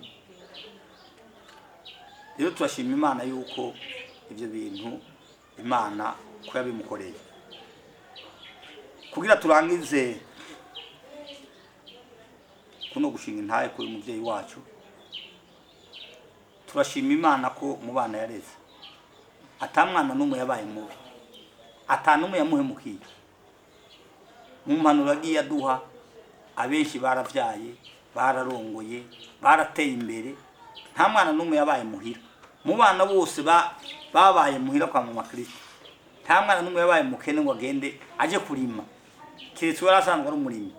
Ariko abana bose barize, bararangiza amashuri, kandi bagirirwa amahirwe. Nkanje ndi hano nashoboye kuvuga kubona kano kanya, ndibuka yuko nahageze abantu bashoboye kubona amafoto bamwe bamwe, nari nteye isoni kubera n'ibibazo nari ndimwo bidasanzwe.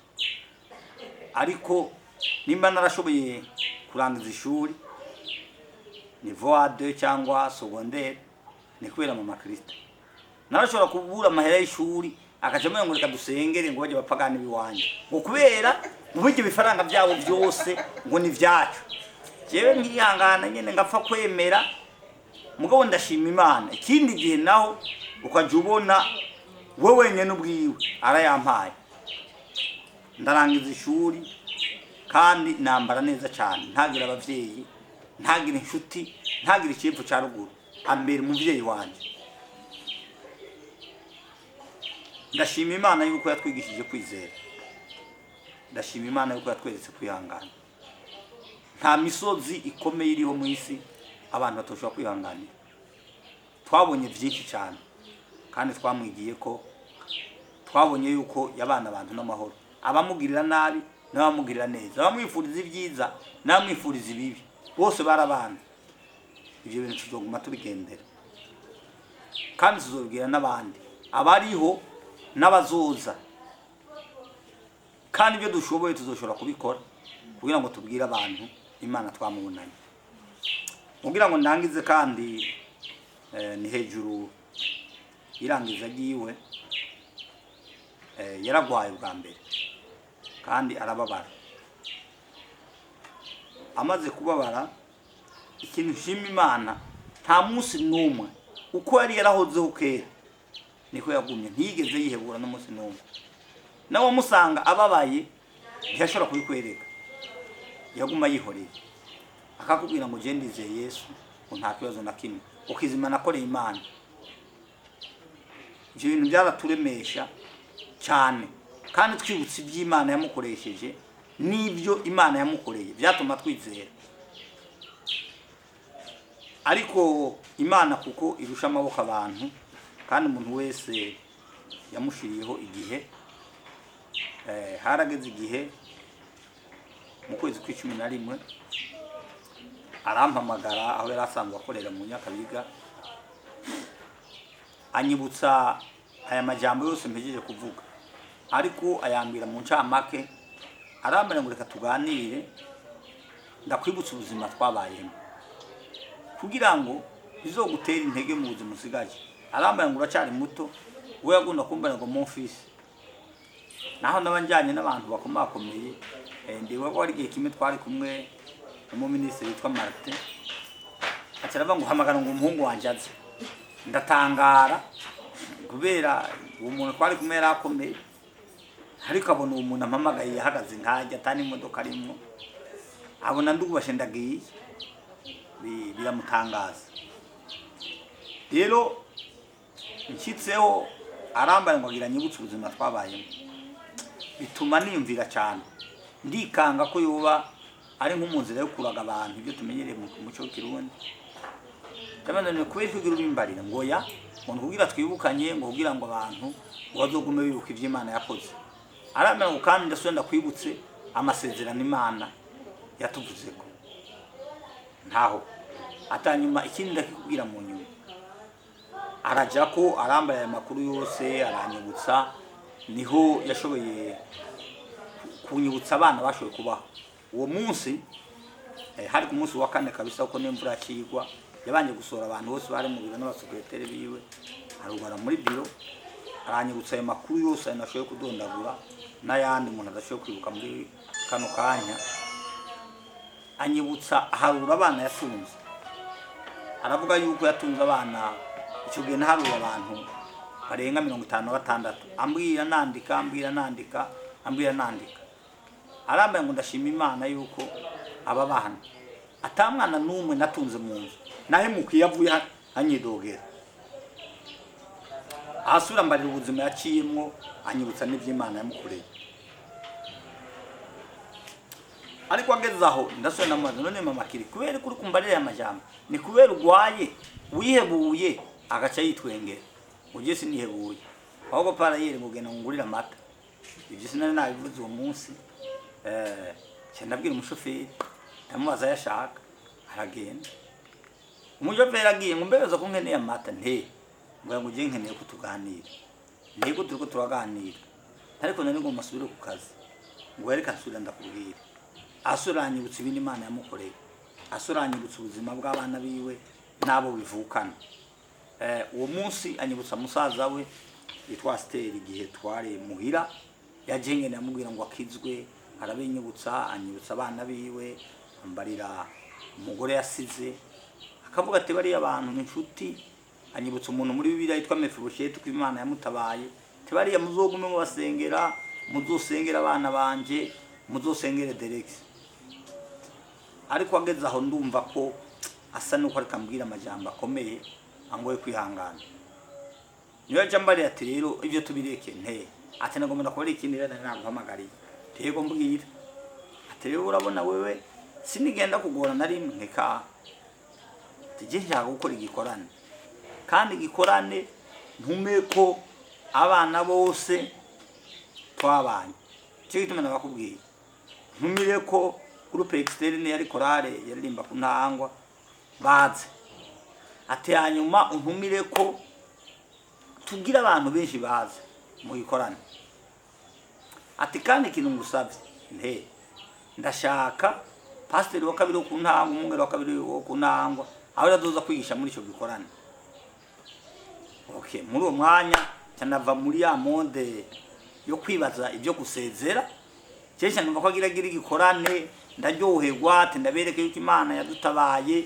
ibi byose ndakubwiye tuzogende tugire nka bizite kuko mama Kristo arakunda kuvuga anezerewe naho yaragwaye tugende dushike ku ishengero dushima Imana basengere mu Nyakabiga abandi azogende mu gikungu hanyuma bazuze mu bya tugira igikorane atuzononderera amahema nta ngorane ati muga muhira ntazokwiraho naho ari gazo ati wowe rero unsabira ruhusha twubake mwibarabara ntimama kiri no kuri genda kwemereye gusa uraza urutonde rw'ishengero ko rumeze uzogenda bivuge muje nibonyankira muje nta kibazo ngowe gusa muvuge n'undi nti nukuri ndamubwira nshobora gukura ayo mahema jewe nkabonaga akora igikorane cyo kuzokorera muhira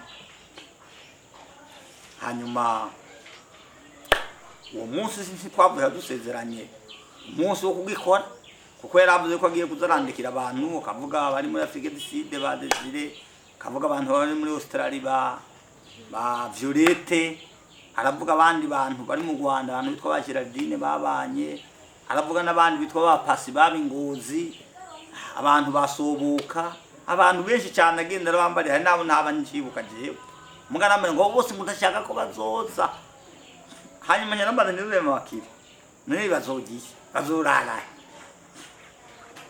mviriza ngorone ngo batanguye ngo byari byaje byo kutize ngo Imana ngo izobizana ngo ndeko basi bisaba nta kibazo uyasizwe kumwereka yuko ndafise kwizera ndavuga nti sawa genda kwemera ko aya mahema nzo yarondera ndakwemereye yuko abantu mu ruhusha mwibarabara nta ngorane bazohubaka mugabo uzogenda bimenyeshe ku ishengero n'umungere wa kabiri umubwire rero kuri uyu munsi yatashe ndashima Imana ko igikorane yambwiye nakibonye, kandi umwungere wa kabiri w'ishengero akaba yaradukundiye akaza muri icyo gikorane. Tuzi yuko ari igikorane cyo gutaha mu ijuru, kandi twabona ko ari igikorane tuzokora ngaha. Ikindi nashoboye gushimira Imana bishoboka bitonezera abantu bose. Ndashima Imana kuko mama Kristo atarangirije hano, yarangirije mu gihugu cy'u Rwanda mu nshuti ziwe. Ni ijambo ritaryoshe kubwira abantu, ariko hari impamvu ndarivuze, kubera iyo umuntu ari hafi y'inshuti ziwe ntizimwiteho nk'uko ashaka, ntizimukorere nk'ibyo ashaka, umuntu arashobora gupfana umubabaro. Ariko ndashima Imana kuko ntibura uko bigenza. Imana ifite inzira ibihumbi, yagiye mu bantu bamukunze kandi nawe akunze.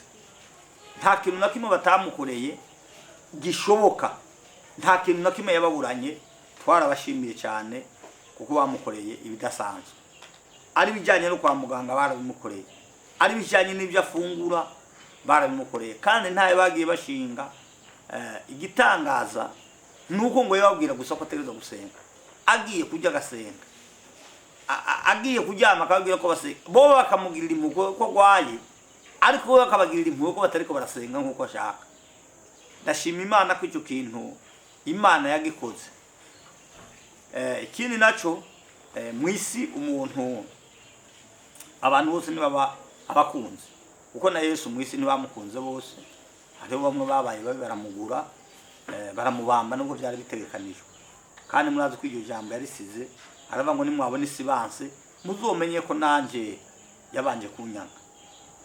Kubera arangirije mu gihugu cy'u Rwanda, Imana yamushize kure y'abantu batari bamukunze, abo twokwita abansi biwe, batari kumubona muri souffrance, batari kumubona muri douleur, hama bagahava bamukora kwitama, bigatuma umubabaro wiwe ugaruka akicuza. Bakamubwira bati nuko yaratubwira Imana nasengerera kire. Turashima Imana ko yabanye n'abantu mwirangiza agiwe bamufise ku mutima, kuko abantu bagukunda n'abukunda biratandukanye. Abagukunda kuko utabuzi igituma bagukunze, bitandukanye n'abukunda kuko ushobora kuba bakunda bo batagukunda. Ariko dushima Imana ko yarangije ari kumwe n'abamukunda, nk'uko umukiza wacu Yesu Kristo yadukunze atakintu na kimwe twamuhaye. Imana yamugereye abantu bamuherekeza mu rugendo rwiwe, akarangiza amahoro, agatunganya. Igikomeye cyane ndashima Imana mwirangiza giwe nuko yabanye n'umukozi w'Imana, kandi babanye mu masengesho. Umukozi w'Imana Bernard yabaye mu ishengero rya Pentecote ryo ku Ntango, yari mu banyamasengesho, n'umuntu azwi nk'intwari, n'umuntu yashoboye kumufasha abantu barabishingira intare. Mwirangiza giwe icyo kintu ni kintu kidasanzwe. Yarangije nk'umugororotsi, yarangije nk'intwari, kugira ngo mu ruhande rwawe, mu mubabaro wawe, muri douleur zawe y'ingwara, kuko niyo nzira Imana yari yateguye ko azorangirizamo, aronka inshuti magara, inshuti zimwitayeho, zitari inshuti zishaka kumubona akababaro kiwe, ariko Imana imugenera inshuti zimuherekeza gushika arangije amahoro. Cyo ni ikintu nashimye Imana. Kuri bamwe batogishima, ariko jewe nk'umwana wiwe nzi ko yareze yigishije ukwizera, ndagishima Imana ko Imana itamweretse abansi biwe, abatari bamwifuriza ibyiza, abatari bifuza ko yorangiza amahoro, abatari bifuza kuko babaho. Hari abantu bakoreshwa na Shetani, ariko Imana iramuhisha abo bantu, iramuhisha ko yo kwifuza ikintu, iramuhisha ko n'abana biwe bohavamo nababaye bakicuza bakazasigara babaye mu mitima. Imana ivyira bibanyegeza dernier souffrance, kuko mu isi turimo dutegerezwa kubabara. Iyi si turimo turababara kuko na Yesu yarabibabarijwemo. Imana ibyo bintu umubabaro we wanyuma bo mu buryo bw'umubiri, Imana irawuhisha abantu, iwereka abakunzi biwe. Ndashima Imana yuko icyo kintu Imana yagikoze. Ikindi kintu shima Imana nuko Imana mama Kristo yaherekejwe nk'umwami, kuko ijambo ry'Imana rivuga ngo turabami n'abahereza. Naratangaye cyane uburyo yashoboye kuza, bamuzanye nk'umwami, ageze ku mupaka twagiye kumutegerera, abasirikare b'igihugu yavuyemo n'abapolisi bose barahagaze baratonda. Icyo kintu ni ikintu kidasanzwe cyanezereje cyane, kuko umwami abagatikiwe n'ingabo ziramuherekeza kuza gushika ku mupaka w'u Burundi. Ku mupaka w'u Burundi abasirikare abapolisi bose baramutegera. Byasobanura ko ari umwana w'Imana, byasobanura ko ari umwami atashe. Imana iramufasha. Igikomeye no kugira ngo isanduku yiwe yateruwe nabo nyene. Abapolisi barahaguruka ko bari bazi ko ari umuntu w'agaciro. Imana izana abantu umuntu abatiteze kugira ngo isohoze ikiba yaravuze. Yaje neza kandi cyadutangaje mu kwizera kwiwe nuko mu bantu bose bagize icyo bakora ata muntu numwe yigeze abwirizwa, ata muntu twagiye gusega. Icyo turagishima Imana ko ata muntu twagiye kuganyira ngo tumubwire ngo twabuze amahere kuzana ikiziga, ngo twabuze amafaranga yo guhambisha umuvyeyi wacu. Turashima Imana no mu bo bakorana, haba mu ishengero haba muri korali, ntawe bigeze baganyira. Kubera iki? Kuko yari umuntu w'Imana. Imana icya yimenyera ibintu uko bigenda. Turashima Imana ko ibintu byose yabitunganije. Turashima Imana ko yarangije amahoro umuvyeyi wacu. Turashima Imana yuko mama Kristo yahambwe neza. Bamwe bari bafise impuhwe yuko yohambwa bisanzwe, ariko yahambwe nk'umutegetsi, kuko twebwe turabana b'Imana, turabana b'umutegetsi ategeka abategetsi bo mwisi. Yahambwe neza kandi ahambwa mu kibanza kidasanzwe, hafi y'ikibanza cyateguriwe abategetsi. Icyo ni kintu umuntu ashobora gushimira Imana, twibutse bimwe natangwe kubabarira ubuzima yari arimo, tukabona nirangiza giwe. Icyo ni kintu kidasanzwe, bisobanura yuko no muhiherezo ry'umuntu niko no muri yavuze ngo no kugeza ku rupfu ntacyo dutandukanye, no kugeza mu rupfu rwiwe, no kugera kuri tombe yiwe Yesu baragumanye. Uko Imana yahishije ikiziga cya Mose, niko Imana yahishije ikiziga cya mama Kristo, no kugeza ku munota wa nyuma ntibigera bamucisha mu ijisho. Ntiyahambwa nabi ngo bavuge ngo naho yakoreye Imana yahambwe nabi, naho yakoreye Imana ntiyaronse iki. Ariko Imana ibintu byose irabitunganya. Rero turashima Imana ko ibyo bintu yabikoze.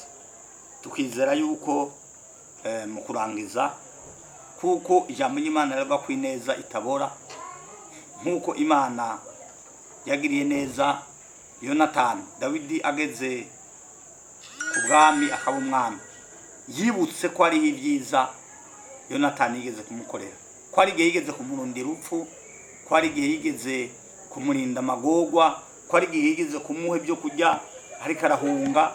Turizeye tudakekeranye yuko kwizera yatweretse, ukwihangana yatweretse yuko bizosigara mu bantu, kandi abana biwe twizeye yuko ku byiza yakoze Imana ntizorindira ko bamera nka Mefibosheti. Imana izobikora batabagwa bagihumeka, kandi bazobona neza y'umuvyeyi wabo bakigenda.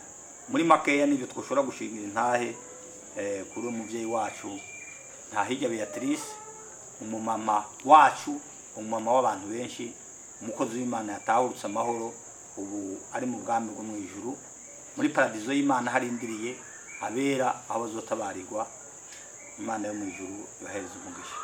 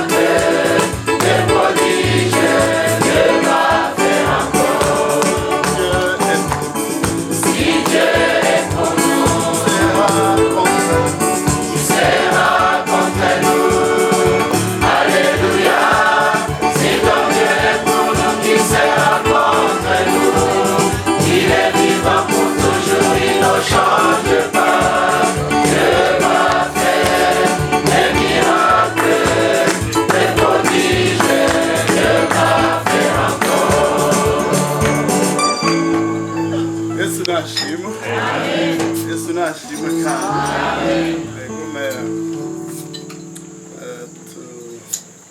turashima imana ko turi hano naho ntahirya ataraha mu buryo bw'umubiri twahora tuzeho bagatwakira hajya cyangwa tugateramira ngaha none urumva umwanya n'uwo rero nk'uko bamaze kuvuga amajambo menshi yavuzwe iwacu urumva yatwitangiye ariko tuzobona nitwaguma muri Yesu nitwaguma dukijijwe kuko twamaze kumva ijambo ry'Imana tubwira yuko atarubanza kuba ari muri Kristo Yesu. Ngarutse gatonya kuri ntahirya kubijanye no muri korale yarahamaze igihe kitari gito andikara si kumure sinaravye neza muri archive ariko ashobora kuba yarajiriza neno nanze rero yari umuririmbyi kandi urumva yari umumama ahanura n'abandi urabona muri korale harabamwo abakuze harabamwo abagera bari hagati harabamwo n'abakiri bato rero kintu navuga nama nibuka muri iyi minsi n'igihe hose yaragwaye amaze igihe atakiza nuko by'ukuri nk'uko byavuzwe yari inshuti y'Imana. Amen. Igihe cyose uvuze nti nta muntu afise icyo yoshimira Imana je namwitwa nyene ntahirya cyangwa mama Kristo niko tumuhamagara yama afise ishimwe mu mpera by'ubundi yarishimiye Imana ingene yarasohotse ngira ngaha nyene acararonka lift ashita kwibarabara ikiramushikana ku ntango kuregiza arabishimira Imana ndi bukumwe muri twebwe cyabo ati murumvu ashimye Imana ko yironkeye lift yamukuye muhira ikamushikana ku rusengero mugabo aha muri twebwe hari abafise imodoka yamwe bakuri muhira iminsi yose ntibibuka no gushima muri we rero yama afise ishimwe yama afise ibintu by'ukuri byo gushimira Imana ku kintu cyose intahe tuzi nta muntu afise intahe yaba uwa mbere mu guhaguruka hari naho yavuga ngo je ngira ndabarambiye tuteka ntuturambire rero nibaza yuko hariho byinshi kumbura umuntu yovuga yadusigaranye kumbure hari igihe umuntu akerebuka mu gukora kumbure kuko iminsi yiwe iba iri kwiregerana ikindi nibuka umuntu ariko araririmbisha urabona mwese kumbure murasenga bamwe barashobora kuba bari muri korale cyangwa batari mugabo uriko ararimbisha atumva neza yuko abaririmbye indirimbo bayimetrije bayizi ko bumva yuko boyiririmba neza kuwa Mungu. Iyo uririmbisha rero ariko arabaza none mwumva indirimbo tuzoyiririmba yari uwa mbere ngo none iyo mu bigoye ati twayimenye kera igihe kibura arashe ndavuga ati ntimuze kurumviriza ntahiri ni kubera wewe kera bayabifashe nuba nta ndirimbo we yavuga ngo biramugoye ngo reka tuyireke ngo canke ngo turirimbe yindi yoroshe nuvuga iyo bavuze twamaze kuyica ko kera we yaba yayimaze kuyifata rero hariho rero yindi ntahe kumbure bamwe yarayibashingiye abandi naje sinayuka neza mugabo ni kintu nasubiye kwibuka ingene ntahirya n'Imana yari imuzi yarahuye n'umuntu yitwa Fidele sinzi yo ntahe ya Fidele ko muyizi mwese hari umuntu ayizi neza yitusubiriramo bref urayizi rumva ko itubwira ariko mu ncamake kumbure tuzigamye umwanya nuko yagiye aho hantu agiye bari kumwe n'ubundi bari kumwe gerageze kurezima none uvuga hariho mugongera hari Ngozi amagiye aho hantu urazuranyuganira niyo navyibagiye agasaba lift mugabo akaronka ikibanza kimwe mugabo avuga ati uyu muntu twagendanye sindamusiga hanyuma inshuro ya kabiri akaronka lift mugabo akavuga ati uyu muntu nawe bari babiri ati sindamusiga haheze akanya ariko aragenda azabona imodoka ihagaze impande yabo urabyumva acarugurura ngo nimwinjire ntibamuhagaritse ubu ntibamuhagaritse mugabo we nyene arihagarika acarabajana mpaka hafi yaho bashitse ku rugo uwo muntu ntiyababajije niyo baroye nta na kimwe bavuganye bo barigiriyemo gusa kandi baza babona bashikanye hafi yaho bagiye baca aravamo ngo aramubaza ngo witwa nde ati je ndi Fidele ati none ubaye ati mba ngaha nyene hafi muri aka karere ashitse rero aho hantu ayagiye ngo acarabaza umuntu yitwa Fidele muramuzi aba ngaha bati uwo muntu ntawubaho ati ntawubaho rumva ati uwo muntu ngaha muri aka karere ntawubaho mu nyuma yacamenya ko ari Yesu yaje amen Yesu nashimwe sinzi ko arakandi wokongera icyo nokongera ko nuko bari mu kibazo hari mw'ijoro bari bavuye mu bikorwa by'Imana hama hari imvura nyinshi cyane kandi nta n'amatara yari ahari aho hantu urumva igituma badashobora gusigana ni kubera nyene icyo kibazo cyari gihari hama nyene barasenga Imana ati Imana turagusabye dukura ahantu bariko baranyagirwa dore baratinya ko abantu babagirira nabi hama rero niho bazabona iyo modoka iraje irahagarara atawihagaritse hama yegewe imbere entretant ntibasubiye no kuyibona ihejeje kubashikana niho mu nyuma yaca yiyumvira ati Fidele ntaba muri aka karere imodoka kwe k'imbere tutasubiye kuyibona hama rero aca ati ha conclusion ko yagiriye mu modoka ya Yesu murumva uwo muntu murumva ko ari umuntu adasanzwe jewe by'ukuri nararyohewe ejo naho twari ko turagira bijyanye n'ubuzima bwiza ingene abantu bari bahari ibintu ingene wari umunsi mukuru rero gukorera Imana bene data ni iby'ikimazi nta buhombe burimo abantu bovuga ibyo bishakiye ariko nagira ndabatera intege mugira umwete wo gukorera Imana urumva nimba Yesu atudodesha tukiri hano mu isi urumva ijoro yatwemereye nta buzine bwo rero tugira umwete tuze dushike wo twizeye ariho wo dukorera ariho c'est pas de l'utopie ibintu byo kwiyumvira aha turi kumwe tunezego rero no gukorera Imana nkuko vraiment notre sœur nahiye yikorera bana namwe by'ukuri mugira umwete wo gukorera Imana nkuko mama wanyu yayikorera natwe twese abagenzi inshuti kuko yaritanze marumvise yuko yavuze ko Ferdinand yamaze kugenda Ferdinand yavuze ati baraharuye basanga ko yamaze kurera abantu 50 ni 56 na Ferdinand nibo yiwe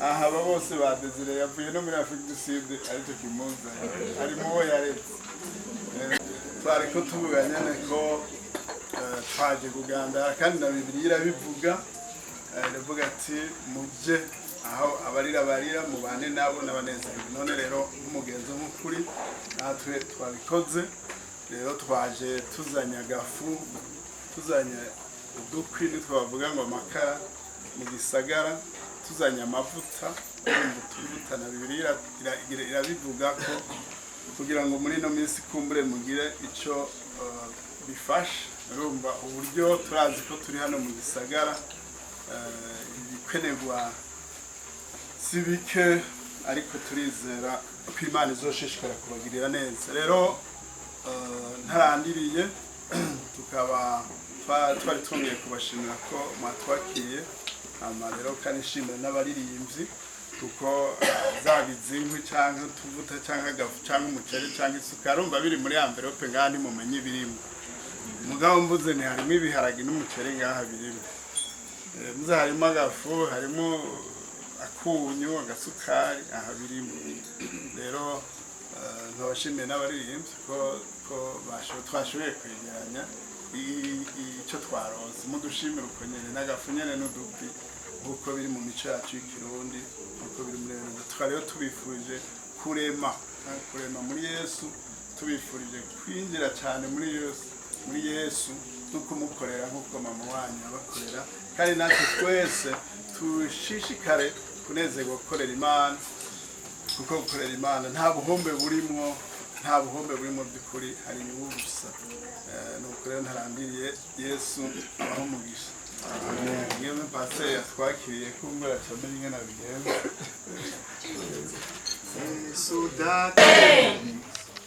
Bibiliya iravuga ngo ibyigisho bitigeze kubona ibyo ugutwi gutigeze kumva ibyo umutima utigeze kuniyumvira kuko atacubiziko ngo nibyo yatubiki amen nagoma ntera intego umuntu wese kurondera ijuru ntihagire uriziga rikekera ntihagire uba ariko aragenda mu ijuru umugabo afise nkeka kubera utunaturiye hariho umugabo ngo Yesu yamubwiye ati ngwino n'uwitwa Barutimayi ngo aca abanza kwiyambura urukoti yari yambaye aca mwegera atabimunukira umuntu araba ikintu cyose cyoba cyonukira Yesu aciyambure ibyo ndabyifurije umuntu wese duhuriye hano mu izina rya Yesu amen iyi Mana ya Beatrice iba Imana yiwawe nawe amen jewe sivuga ngo mama naka ndamuvuga uko nahora nkunda kumuhamagara Beatrice niko nakunda kumuhamagara none rero uko yadushingiye intahe niko sanze koko Imana yarayibonye none rero icyo waciza gusa nuko umuntu yohereza ubugingo kuri Yesu atuka Yesu n'umugabo ko mutavuga muti amen muhaguruke dusenge iyo niyo Mana nzokorera iyo niyo Mana nzokorera iyo Mana imeze iyo niyo Mana nzokorera iyo niyo Mana nzokorera uya mwiza mwinshi iyo niyo Mana nzokorera kaduha amahoro menshi iyo niyo Mana nzokorera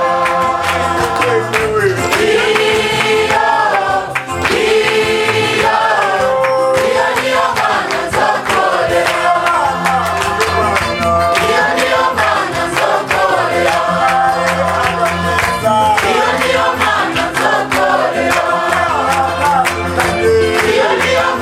nzokorera